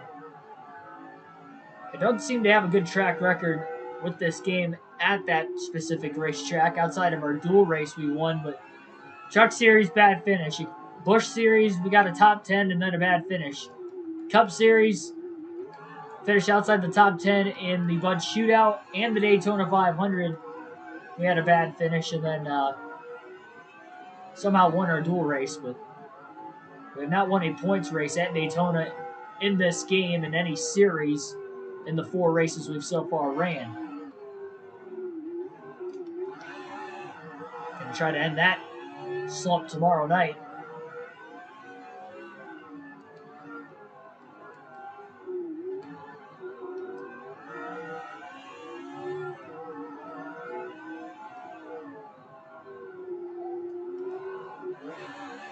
wheel hop.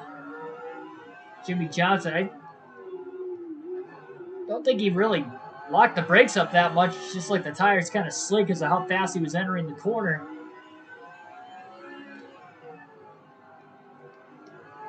How much he was overturning the car trying to keep it on the racing surface. This road course is pretty narrow, but this game makes it feel a little bit wider.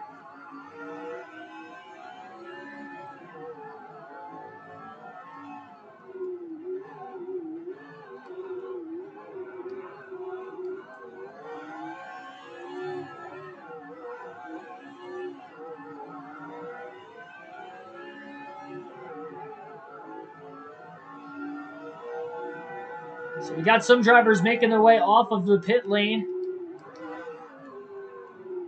Dale Jr. and Mark Martin have already made their final stop of the race with less than 40 laps to go, and we have more drivers making their way onto pit road back at the pit road entry.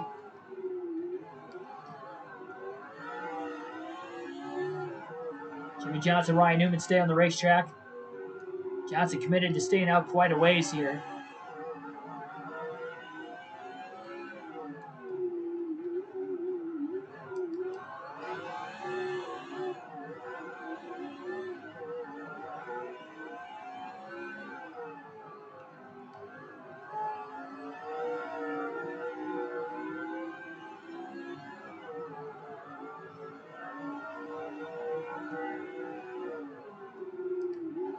Hit that like button if you guys haven't already, too. We've had consistently about 10 people watching most of this race, but still only 6 likes, so make sure you hit that like button.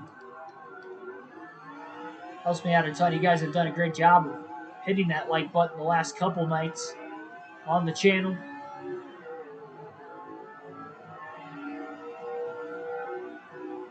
So let's run that count up again here tonight as well.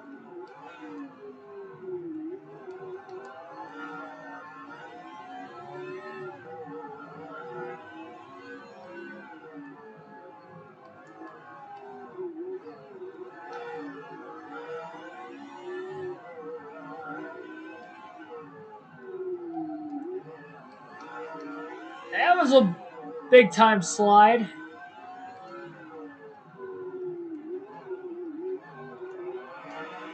Ryan Newman trying to put pressure on Johnson. He's within 1 second of the race lead. Into the S's, there's 2 cars further up the way in front of Jimmy Johnson who have just came off the pit lane. One of them is Jamie McMurray in the 42. I can't tell who the car in front of him is.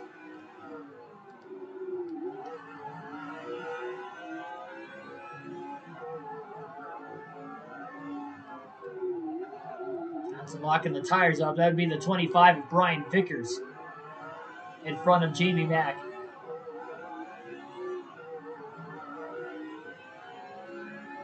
"36 laps to go at the line. We'll alternate through the different camera angles one final time in today's race for about the next 8 laps.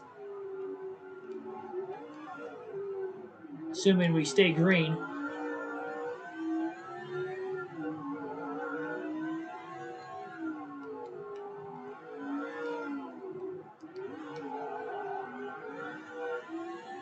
So 2 cautions, one for incident. The other was for debris at lap 51. Just the 3rd debris caution of the season.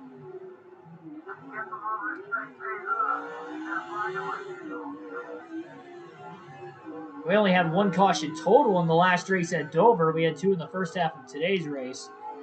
None up to this point in the second half, though. Looks like Vickers is pulling away from McMurray little by little, and Johnson is also pulling away from Ryan Newman once again as he's out to about a 1.3 second lead.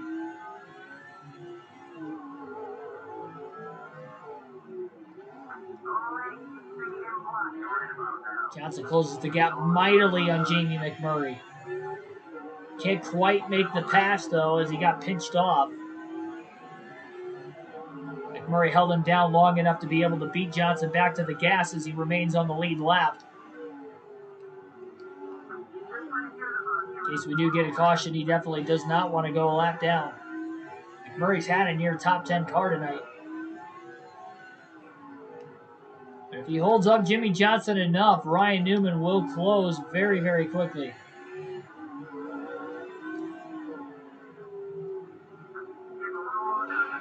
Big bounce off the curb for McMurray.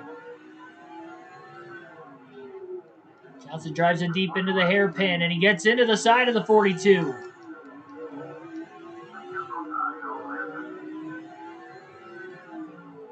Contact now allows Newman to get less than a second off the race lead. Problem is McMurray's on fresher tires than Johnson right now. Johnson's on fresher tires than Newman. Oh, and he gets into the right rear of the 42. More contact. Into the hairpin, trying to outbrake him again. Not quite clear, and they are still side by side. Now, McMurray will just file in line behind Johnson. Johnson is all clear.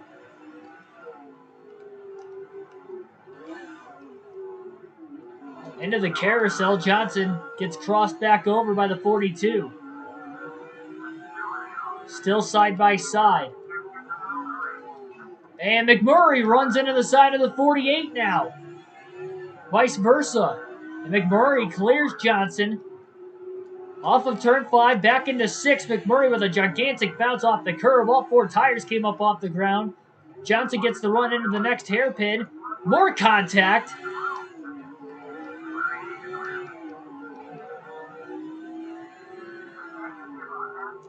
Johnson just hit halfway on fuel. 28 laps to go.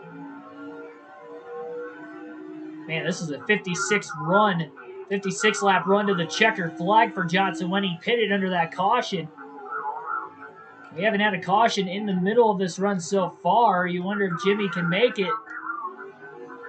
McMurray went in a little bit hot into the hairpin again, but he was not able to make the pass. By he, I meant Johnson again. And Ryan Newman just came into the pits that time. Figured I was closing on the 48. Let's pit now while he's still trapped behind McMurray. Johnson's just going to continue to struggle to get around him. Actually, I think Newman is still on the track. This is just lost time. Murray gets a little loose, but so does Johnson. Both driving the car hard right now. McMurray off the curb. Johnson to the high side. That's not going to work. He tried something different.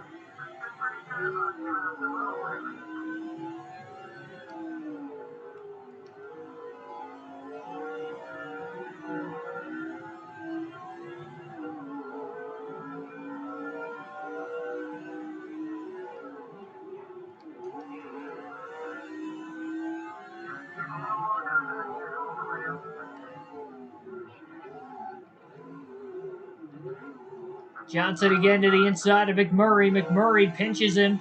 Still side by side. Jamie beats him back through the gears. We'll go to the hood cam now.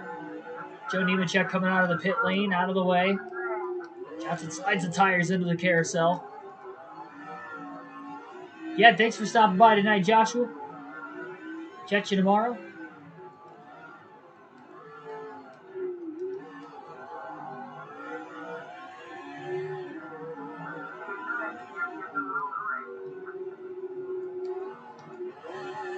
Both cars bounce off the curb.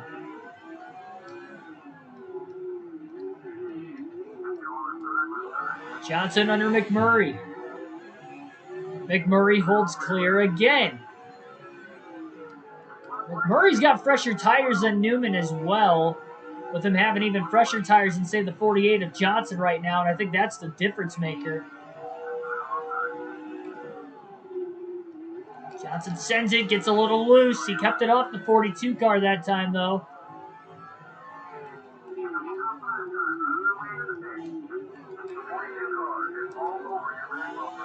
And Johnson finally clears McMurray. Now, he cleared him the first time, and McMurray crossed him back over into the carousel. We'll see if Jamie will do it again this time around on lap 80. Got a bit of a run, but Johnson holds down low off the curbing. And the 48 still gets the corner exit speed. And now he'll try to drive away from Jamie Mack.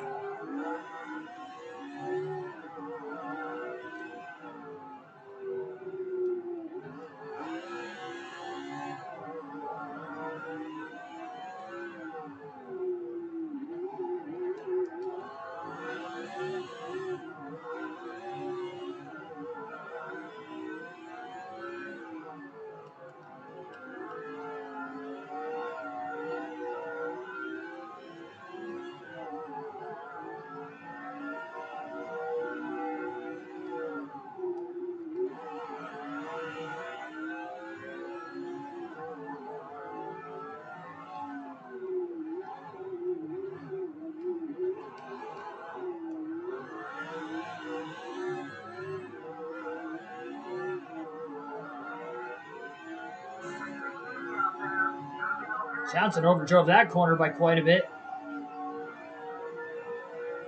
Was able to stay in the gas, but he piled it into the wall. Cut down way too early into that kink before the start-finish line.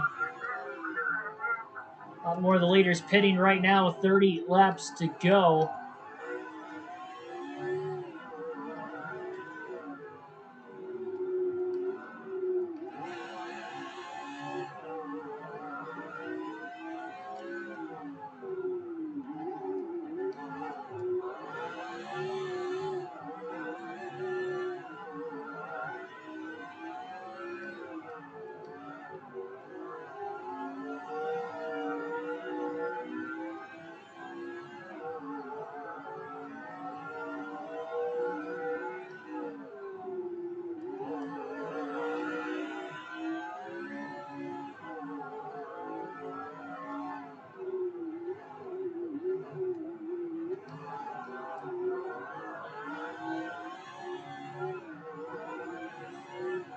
Down in the comment section, I want to see what you guys think as far as if you think that there's going to be another caution or maybe more than one caution left before the end of the race. We have 29 laps to go.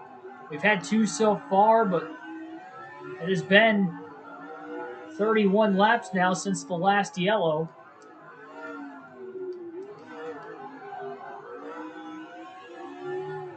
I want to see if anybody can guess the lap if we do get another caution too. Why not? Just to try something different.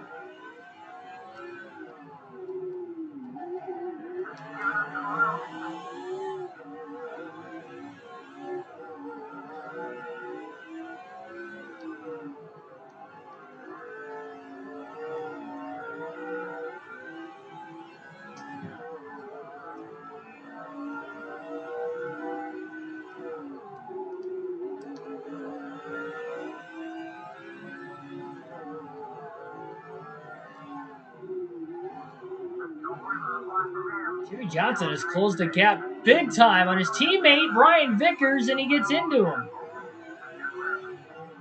Johnson gets into his teammate, Vickers. Lap 83. Billy Kramer says lap 90 caution. We'll see. We'll see. I mean, you could answer no caution if you don't think there's going to be one, but Billy says lap 90. So that would be 20 laps to go. We'll see if you're right.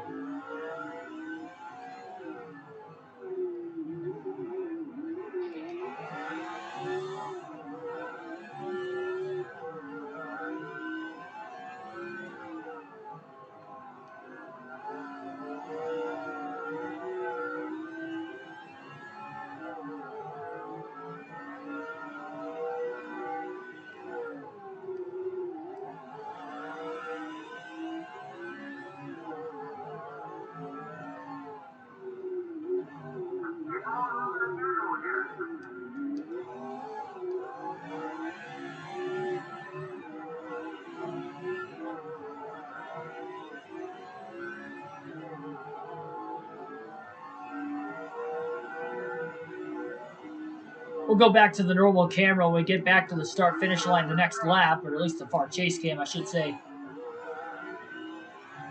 When we make our way back around. So the last time we had a caution as well, Johnson was on pit road when the debris caution waved.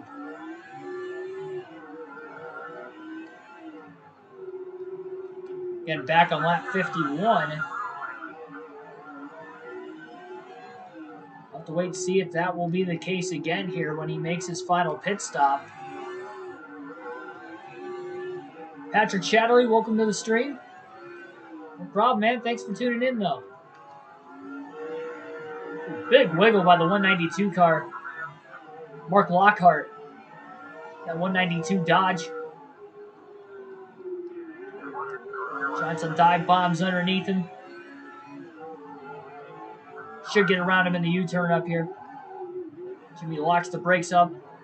Let's have a little bit older tires, but Lockhart gave him plenty of room. Tug the curbing on the inside.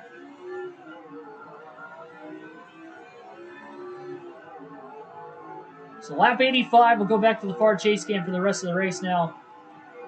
Johnson leads at Sonoma.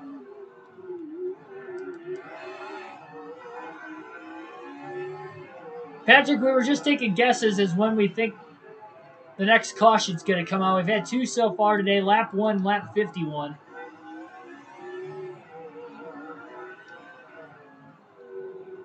So I guess first and foremost, do you think we're going to see another caution? And if so, what lap? First caution was when I ran into the tire barriers on lap 1, the entrance of pit road, like a big dummy.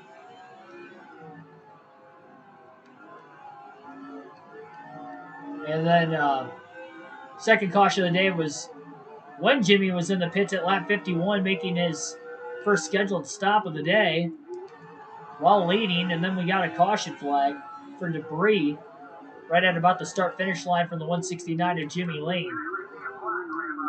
It was a gigantic run into the hairpin corner that time for Johnson on Harvick, and he kind of nudged the 29 car out of the way as he makes the pass. 2 California natives trying to win in their home state. Harvick into the wall now. A corner after he made contact with the 48.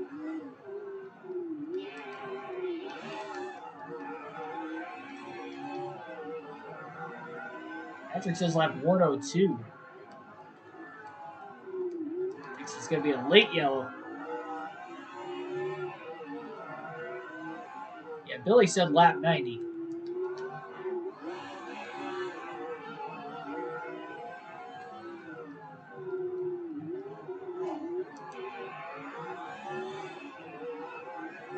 Still don't know if exactly everybody has made their stops except for Johnson. I believe they have.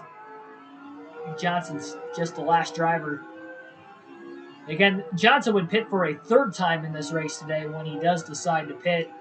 Means he pitted under the second caution of the day, topping off on fuel.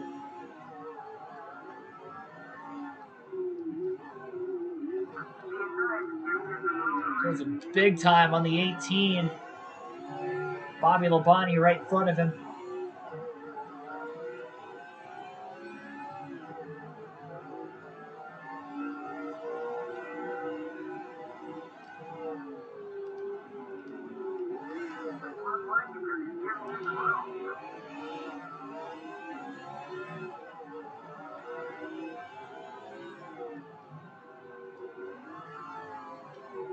I believe Labonte is on the lead lap as well. He's been right around either the back half of the top 10 or just outside the top 10 most of the day. Oh my goodness. That was probably the biggest hop we've seen a car off the curbing so far, and that came off the 18 Interstate Battery Chevrolet of Bobby Labonte. A little contact with Harvick. Harvick tried to pinch him off and clear him, and Labonte didn't get out of the gas. Rightfully so. Labonte had the line there. Johnson moved up a little early. Johnson basically just kind of moved himself off the front bumper of the 18 by moving up into him. Jimmy ricocheted right off of him.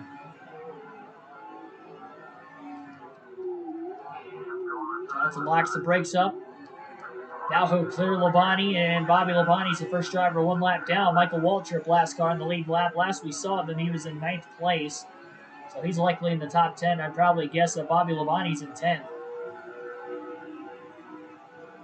I don't know if anybody has DNF so far today. I haven't seen anybody blow an engine yet, but it doesn't mean anything. We still could end up seeing something like that at some point today. Waltrip trying to make a pass on the 174 car, who's a lap down.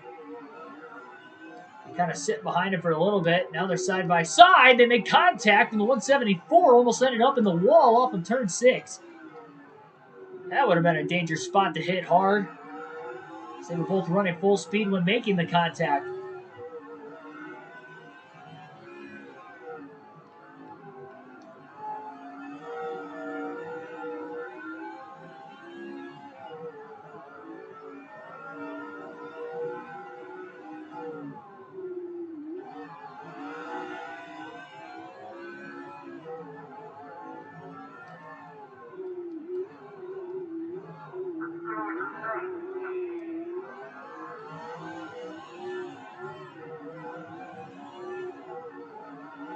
Johnson had about a 43.5-second lead when second place made their way off of pit road, which is likely Ryan Newman. Oh, that was too wide into turn one that time for Johnson.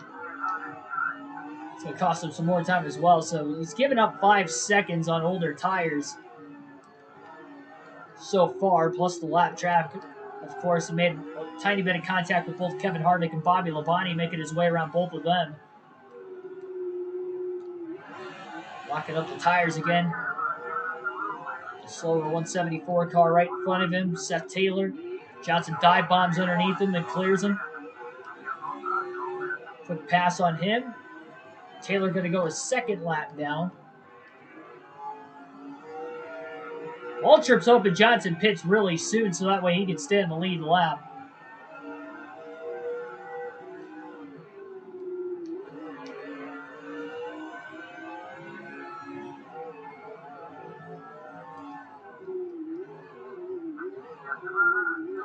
Quarter tank of gas left for Jimmy. 21 laps to go this time by. To make it to lap 90.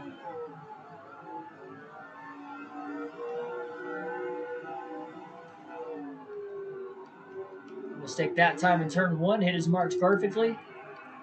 That's an on-throttle part of the racetrack, so you really just have to dive it in right. If not, you'll have to lift, and you're going to lose a lot of time there because, again, everybody else going through there full throttle.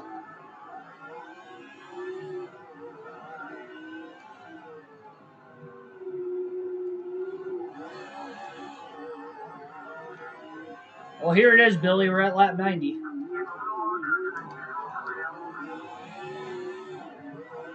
Got less than a half a lap for the caution to come out for you to be correct on your prediction.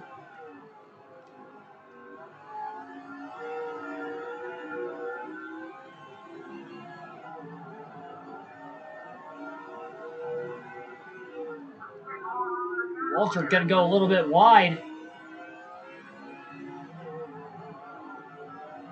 Johnson underneath him. Locks the brakes up. And Michael Waltrip now will be the first driver one lap down, so Bobby Labonte no longer in the free pass position. It is Waltrip and Dale Jarrett. In 8th place is the last car on the lead lap.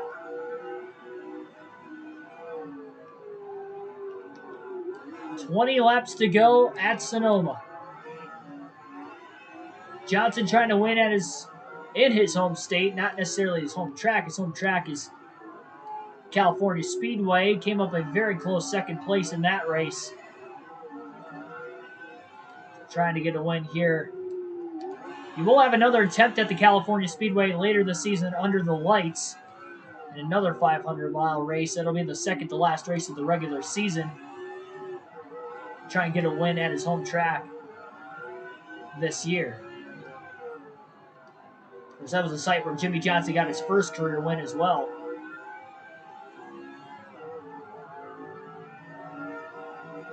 Johnson feels like he's given up enough time as it is. He's going to pit this time by with 20 laps to go in the race. Make sure he doesn't speed. And easily does not. Got a little squirrely trying to make his way into the pit lane, but no problems for the most part. He never really locked the tires up. He just kind of got a little loose. Trying to slow the car up on its own. 4 tires and fuel, no adjustments under this stop, unlike the last stop where he dropped the air pressure a little bit to try and help get the car glued to the track for situations where he was in traffic.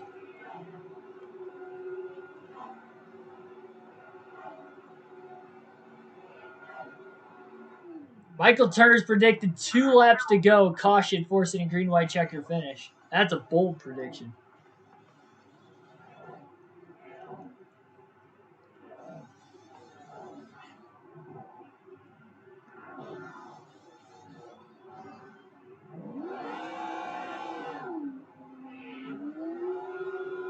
Johnson will make his way out of the pit lane, and there goes Ryan Newman and Jeff Gordon. So Johnson will be in 3rd place, just over 2 seconds off the lead, but now he's got fresher tires to try and run the leaders back down with 19 laps to go.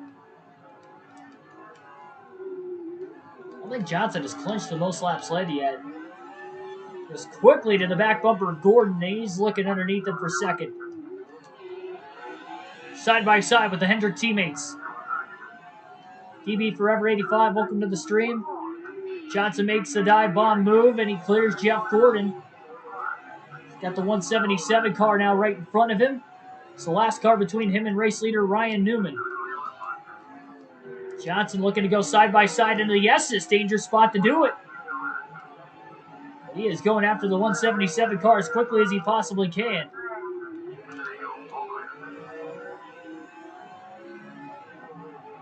And he is going to clear him even before they get into the next hairpin. Johnson locks the tires up a little bit. Gordon races his way around the 177 car as well now. Both the 24 and the 48 are closing on Ryan Newman. 18 laps to go for Newman.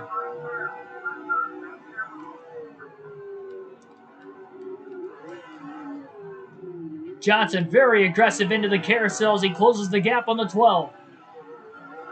He is right there again. He's got fresher tires. Newman going to try to block for his life right now. Oh, a little bit of contact. Johnson puts the bumper to Ryan Newman. Johnson bounces off the curb, and it's going to give Newman the drive off. Jimmy's going to try the high side now.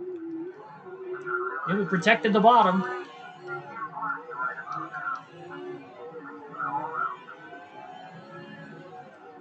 And they are closing in on another lap car.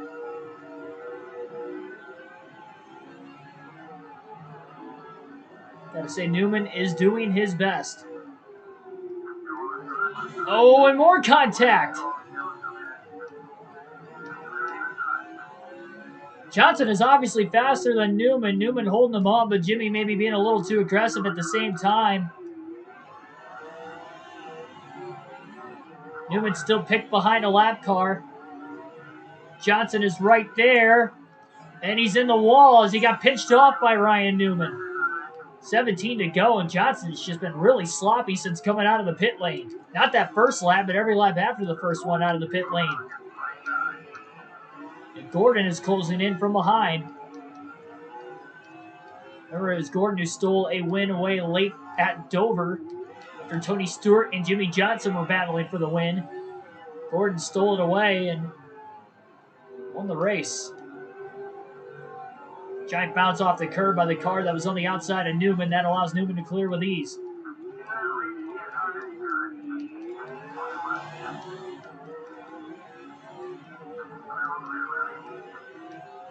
Jimmy made a little bit of contact with the right rear of the lap car in front of him. Johnson wants to get around him quickly. 142. Look at the 142 trying to side draft Jimmy Johnson. Johnson clears him. As he closes in quickly on Newman. Into the hairpin. Looking to the high side. Newman with a block.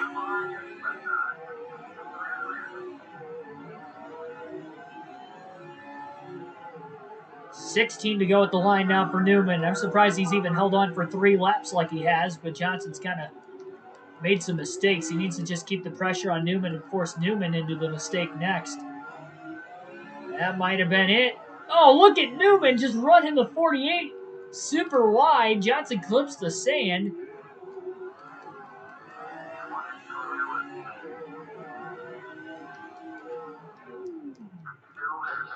Oh, man.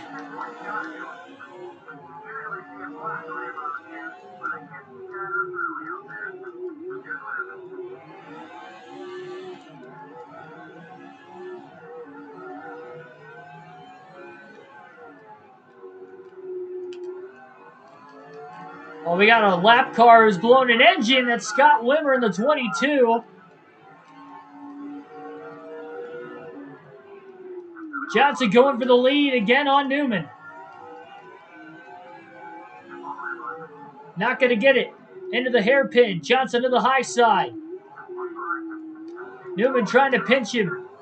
And does. 15 to go at the line. And will the lap car of Wimmer be able to make it to pit road unscathed? Newman got a gigantic drive off of that hairpin corner to pull away from Jimmy Johnson.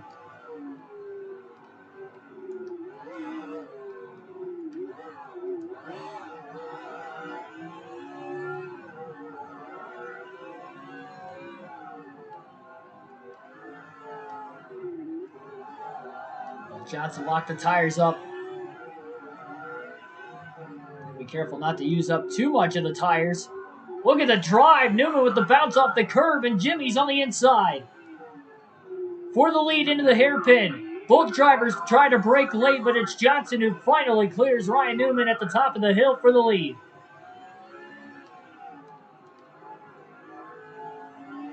"14 laps to go this time by at Infineon. Johnson back out in front and trying to drive away from the 12.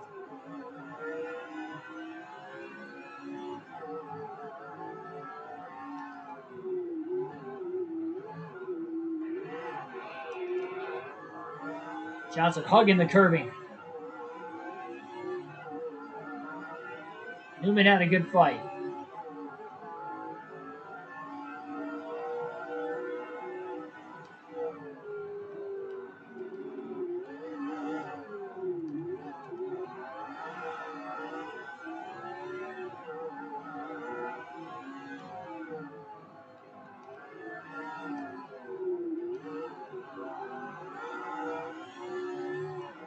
Don't count Newman out of it yet, though, depending on how Johnson has to get through the lap traffic. If he struggles at all, Newman's not that far behind. He's still within 1.1 seconds. I know Johnson's pulling away from him pretty quickly because he's only been in front of him for about a lap, but Johnson's going to be catching lap traffic off and on throughout the rest of this race if it stays green. Ricky Craven in the 32 will be the next lap car in front of the 48 of Johnson.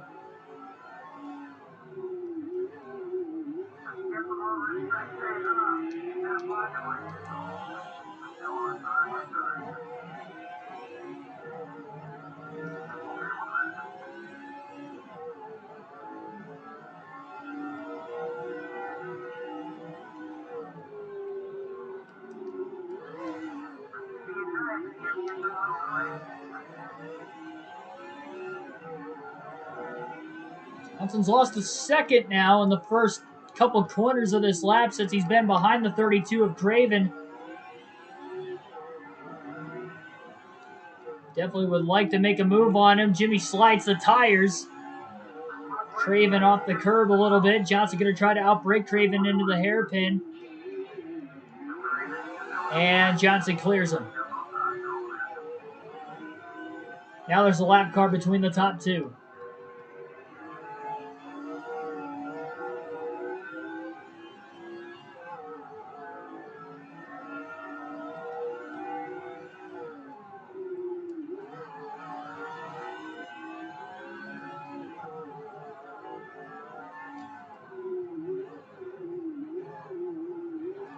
Scott Riggs in the 10. Rookie will be the next lap car in front of Johnson. It was actually who Johnson got into the back of off that first restart of the day after the lap 1 caution. And then Casey Kane got into the back of him. They have really repaired that left rear pretty well on the 48 of Johnson. You could barely tell that there was any damage there prior.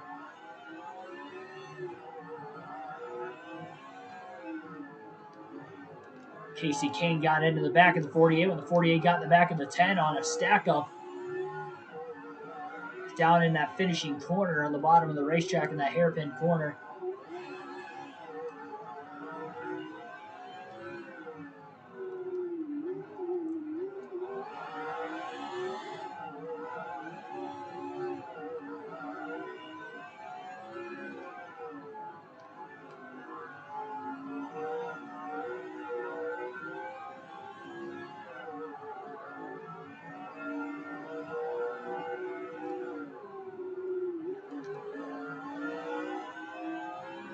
Newman struggling to get around Ricky Craven, and now it's over a 2.5 second lead for Jimmy Johnson. Locking the tires up, still showing that he is pushing extra hard. He just wants to get to this white flag. I wonder if Scott Wimmer was the first driver to DNF today. That's the first driver all day that I've personally seen that has blown an engine. He was able to make it to pit road.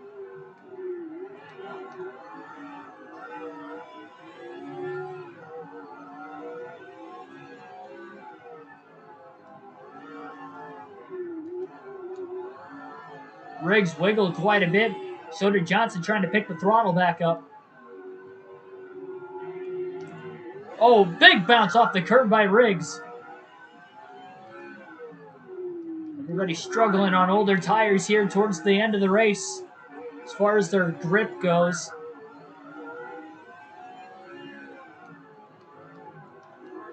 Giant bounce off the curb made for an easy pass for Johnson when he got alongside Riggs into the tight right-handed turn. Another U-turn coming up here, and then we'll have 10 laps to go at Sonoma.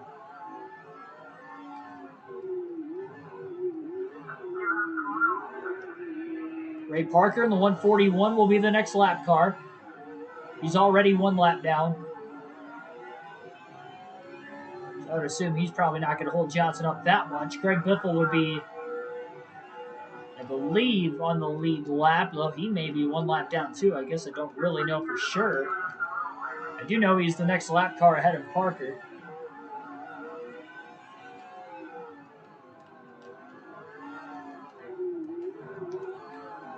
Caution comes out now. It'll be a single file restart. All the lap cars will have to restart behind the lead lap cars. Parker off the curb. Johnson to the inside into the right-hander. Off the curb himself, but he still clears Parker cleanly. Parker may have lifted out of the throttle and Johnson hit the curbing, trying to make sure he didn't make contact with the leader. Newman is trying to close. It was a 3.5 second lead. It's down to 2.7 seconds. Now down to 2.6. Johnson hasn't really slowed down any. I think Newman's lap times have just picked up all of a sudden. Fastest lap of the race for Johnson's a 1:minute 15.588. This lap at the start-finish line was a minute 16.257, so I guess he's about 0.7 of a second off from his fastest lap of the race. But again, tires are getting older, even though they're only about 11 to 12 laps old.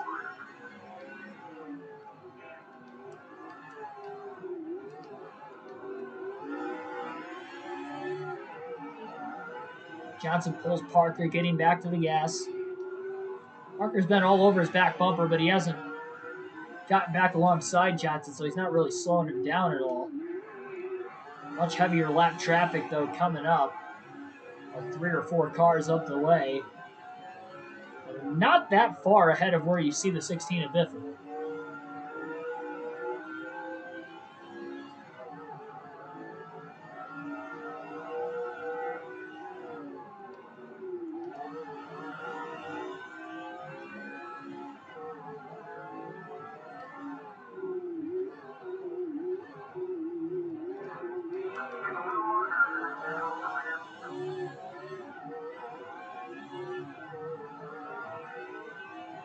Eight laps to go. Well, Patrick, I guess you were wrong too. No caution at lap 102, no caution at lap 90. Like the first 2 predictions. Now we just got Michael Turner's prediction. He thinks it's going to come out with 2 to go, force it a green-white checker.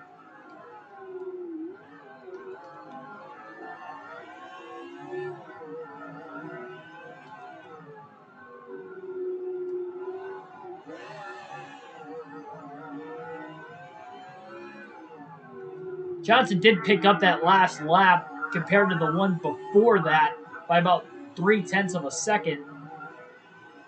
So that lap is only about a little less than 0.4 of a second slower than his fastest lap of the race.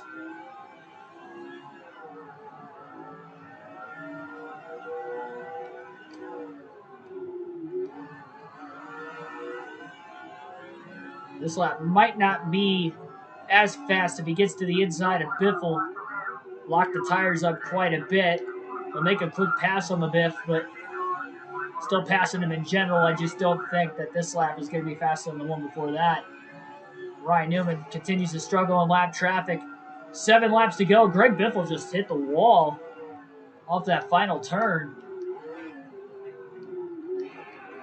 Road course racer, Robbie Gordon in 31.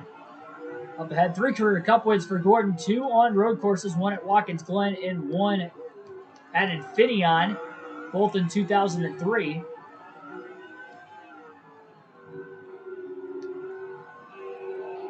Gordon with a bounce off the curb, as well as Johnson off the exit of turn 6. Gordon's was a little bit more extreme than Johnson's, both not really all that bad.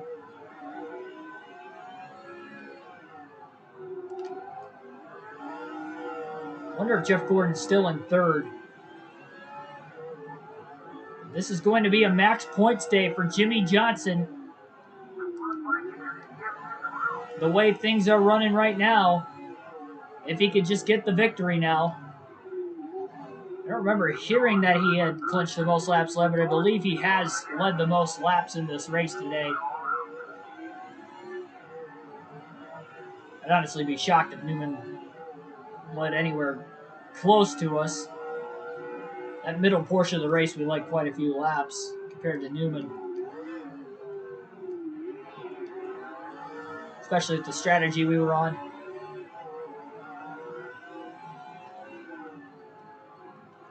Pitting under that last caution, we were able to stay out a lot longer than everybody else.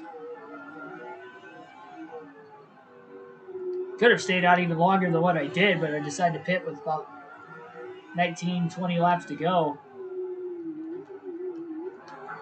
Ideally, by my calculations, we could have taken it to about anywhere between 6 to 9 laps left. Pitted for tires. Here we go, just over a 5-second lead. It's the largest lead for Johnson today when everybody's been on equal pit strategy. Not counting when Johnson has stayed out longer than everybody else in the cycling of green flag pit stops. Johnson barely clears Kyle Petty. They almost made contact. I think Petty might have given Johnson a little bit of leeway, again with Jimmy being the leader. 5 laps to go for Johnson. Just trying to get to the white flag. No cautions come out on the final lap of NASCAR EA Sports video game.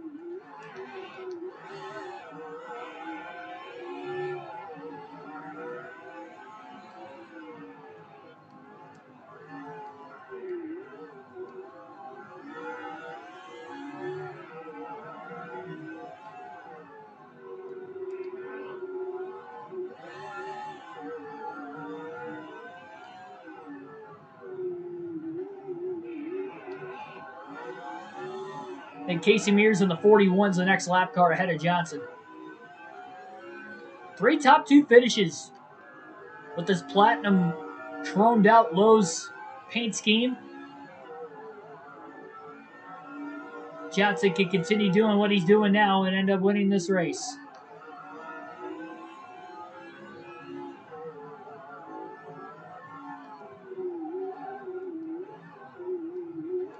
Still pushing hard as he locked the tires up again.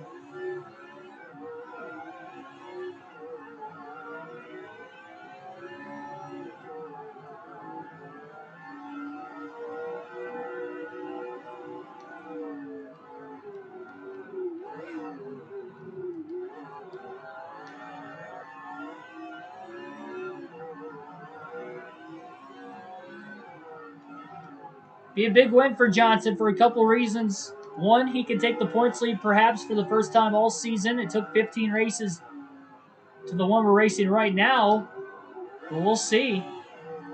And then 2, it'd be a win in his home state. Johnson from El Cajon, California, a few hours south of where Sonoma, California is located, but still in his home state out in Cali.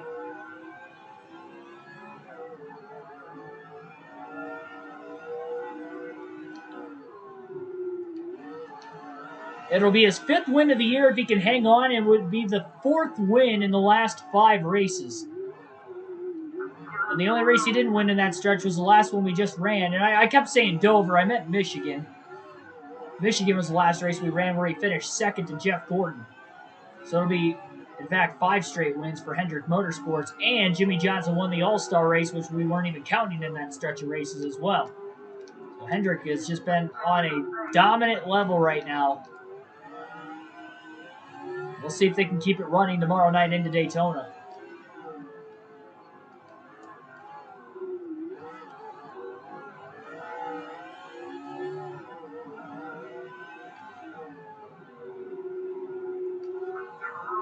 Again, 7 p.m. Eastern Standard Time will be tomorrow night's stream at Daytona for the Pepsi 400.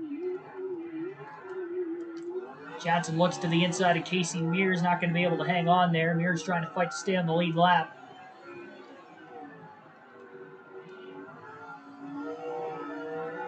It's a little loose in the S's. Johnson keeping the pressure on him for now. Oh, man, got it in the back of him.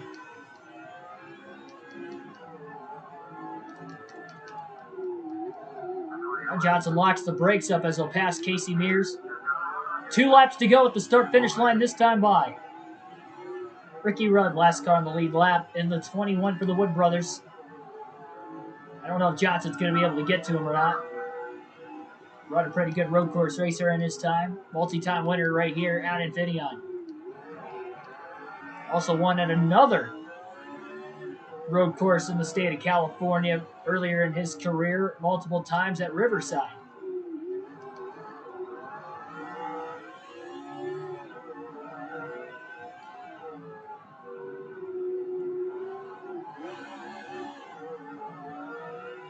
Johnson a half a lap away from getting the white flag. Locks the tires up. Pushing hard. He's closing on Ricky Rudd pretty quickly.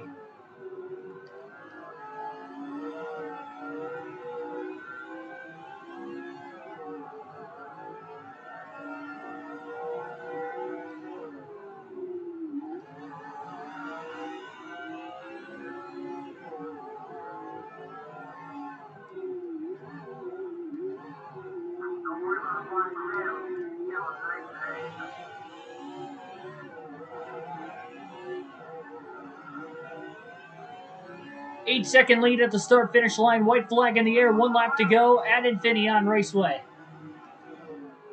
Jimmy Johnson about to win at his home track again. The 5th win of the season upcoming.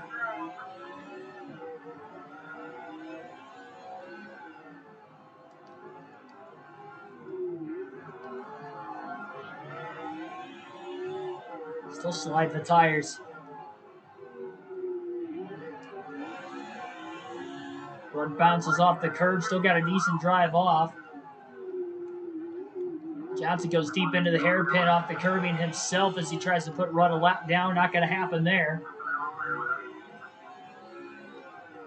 Even onto the white flag, Johnson's pushing extremely hard.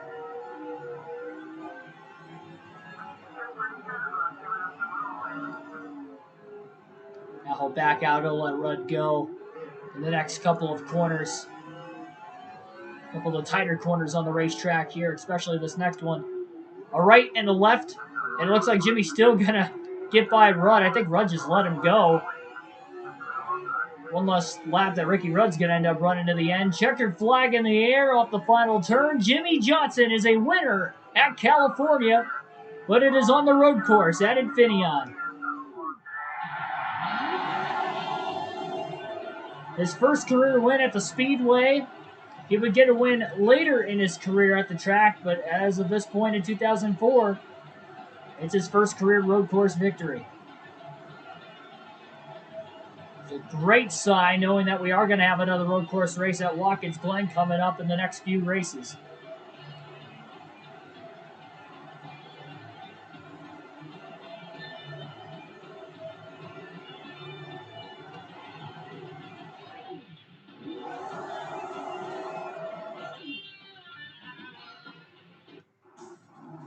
Three top 2 finishes with this Platinum Lows paint scheme, and I think we're going to have to use it again in the next race at Daytona, knowing that we are having some good luck with it. 9 seconds was the margin of victory for Jimmy Johnson over Ryan Newman at the end of the race. 80 laps led for Johnson. It's a max point state for him. Ryan Newman leads 25 laps of his own, finishing in the 2nd place position after qualifying on the pole. Jeff Gordon didn't lead any laps, but had a nice, consistent 3rd place run, was in the top 5 all day. Stewart also in the top 5 all day, led the first 4 laps of the race after qualifying 2nd. A lot of those were Actually, all of those, I think, except for one was under a caution. But Tony Stewart still ends up 4th. Kurt Busch rounds out the top 5. Rusty Wallace 6th. Matt Kenseth 7th. Dale Jarrett 8th. Michael Waltrip 9th. And Bobby Labonte rounds out the top 10. And 16 drivers finished on the lead lap. 7 lead changes through the 110 laps. 2 cautions in the race today. 1 for incident on lap 1 and then a debris caution at lap 51. Jeff Burton, Gibson, Dale Earnhardt Jr., Scott Wimmer, Elliott Sadler had all blown an engine in the race, so I guess we ended up having 5 DNFs. We only saw Wimmer blow an engine. I didn't realize Jeff Burton blew one on lap 8. That was right after that restart at the beginning of the race. And then Dale Jr. in the second half of the race blew an engine. I guess Sadler only a couple laps after Wimmer blew an engine. But everybody survived. They missed him. And here is Jimmy Johnson in victory lane. The Dodge Save Mart 350. Now it's known as the Toyota Save Mart 350. Now, this time period, it was Dodge, because Dodge was still in NASCAR, and they were the title sponsor for this race. Toyota was not in the sport of NASCAR at this time, at least in the Cup Series. So there it is, Pepsi 400 at Daytona tomorrow night, 7 p.m. Eastern Standard Time, followed by Chicagoland on Sunday. There you see 5 races before the next and final road course race of the year at Watkins Glen. Take a look at the point standings before we get on out of the stream tonight just to see if Jimmy Johnson has taken the points lead for the first time this season. He only beat his teammate Gordon by 2 positions, but Johnson did get a max points day, leading the most laps, and Gordon didn't lead any laps, so it'll be close. Nope, Gordon, even with the max points day at the home track, dominating win for Jimmy Johnson. Jeff Gordon still is the points leader by just 6 points, though, over Jimmy Johnson. That is how tight it is. 9 races to go in the regular season and 6 points. When you can score 190 in a race, 6 points is a separation. Just imagine if this was a full season championship, how close it would end up being. Even Ryan Newman's only 65 back in 3rd. Kevin Harvick only 116 back in 4th. Top 4 within 1 race worth of points. Stewart back in 5th is 224 out. And then we go down to where the cutoff line is. Even after DNF, Elliott Sadler still in the top 10, but he is only 12 points ahead of Matt Kenseth for the final spot right now in the chase.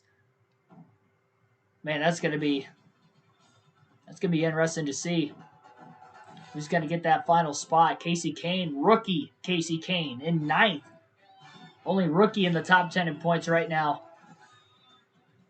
McMurray only a few years into his Cup Series career, 14th. And Brian Vickers has really fallen off. He was contending for wins early in the season. After that DNF when he qualified on the pole at, what track was it? Martinsville, he qualified on the pole and then blew an engine. I don't think he's been in the top 10 in points since. He's all the way back in 23rd. Brendan Gaughan, rookies, actually ahead of him in 21st. Yeah, we'll see. It'll be fun. 9 races to go until the chase begins. And as always, once again, like, share, and subscribe for more daily NASCAR content. Again, 7 p.m. Eastern Standard Time tomorrow. Daytona Pepsi 400 right here with the Nextel Cup Series on NASCAR Chase for the Cup 2005 for our Chase for 8th season with Jimmy Johnson. Thank you so much. Appreciate you guys tuning in on this Friday night. Have a good rest of your Friday night, a good start to your weekend, and I'll catch you tomorrow at Daytona.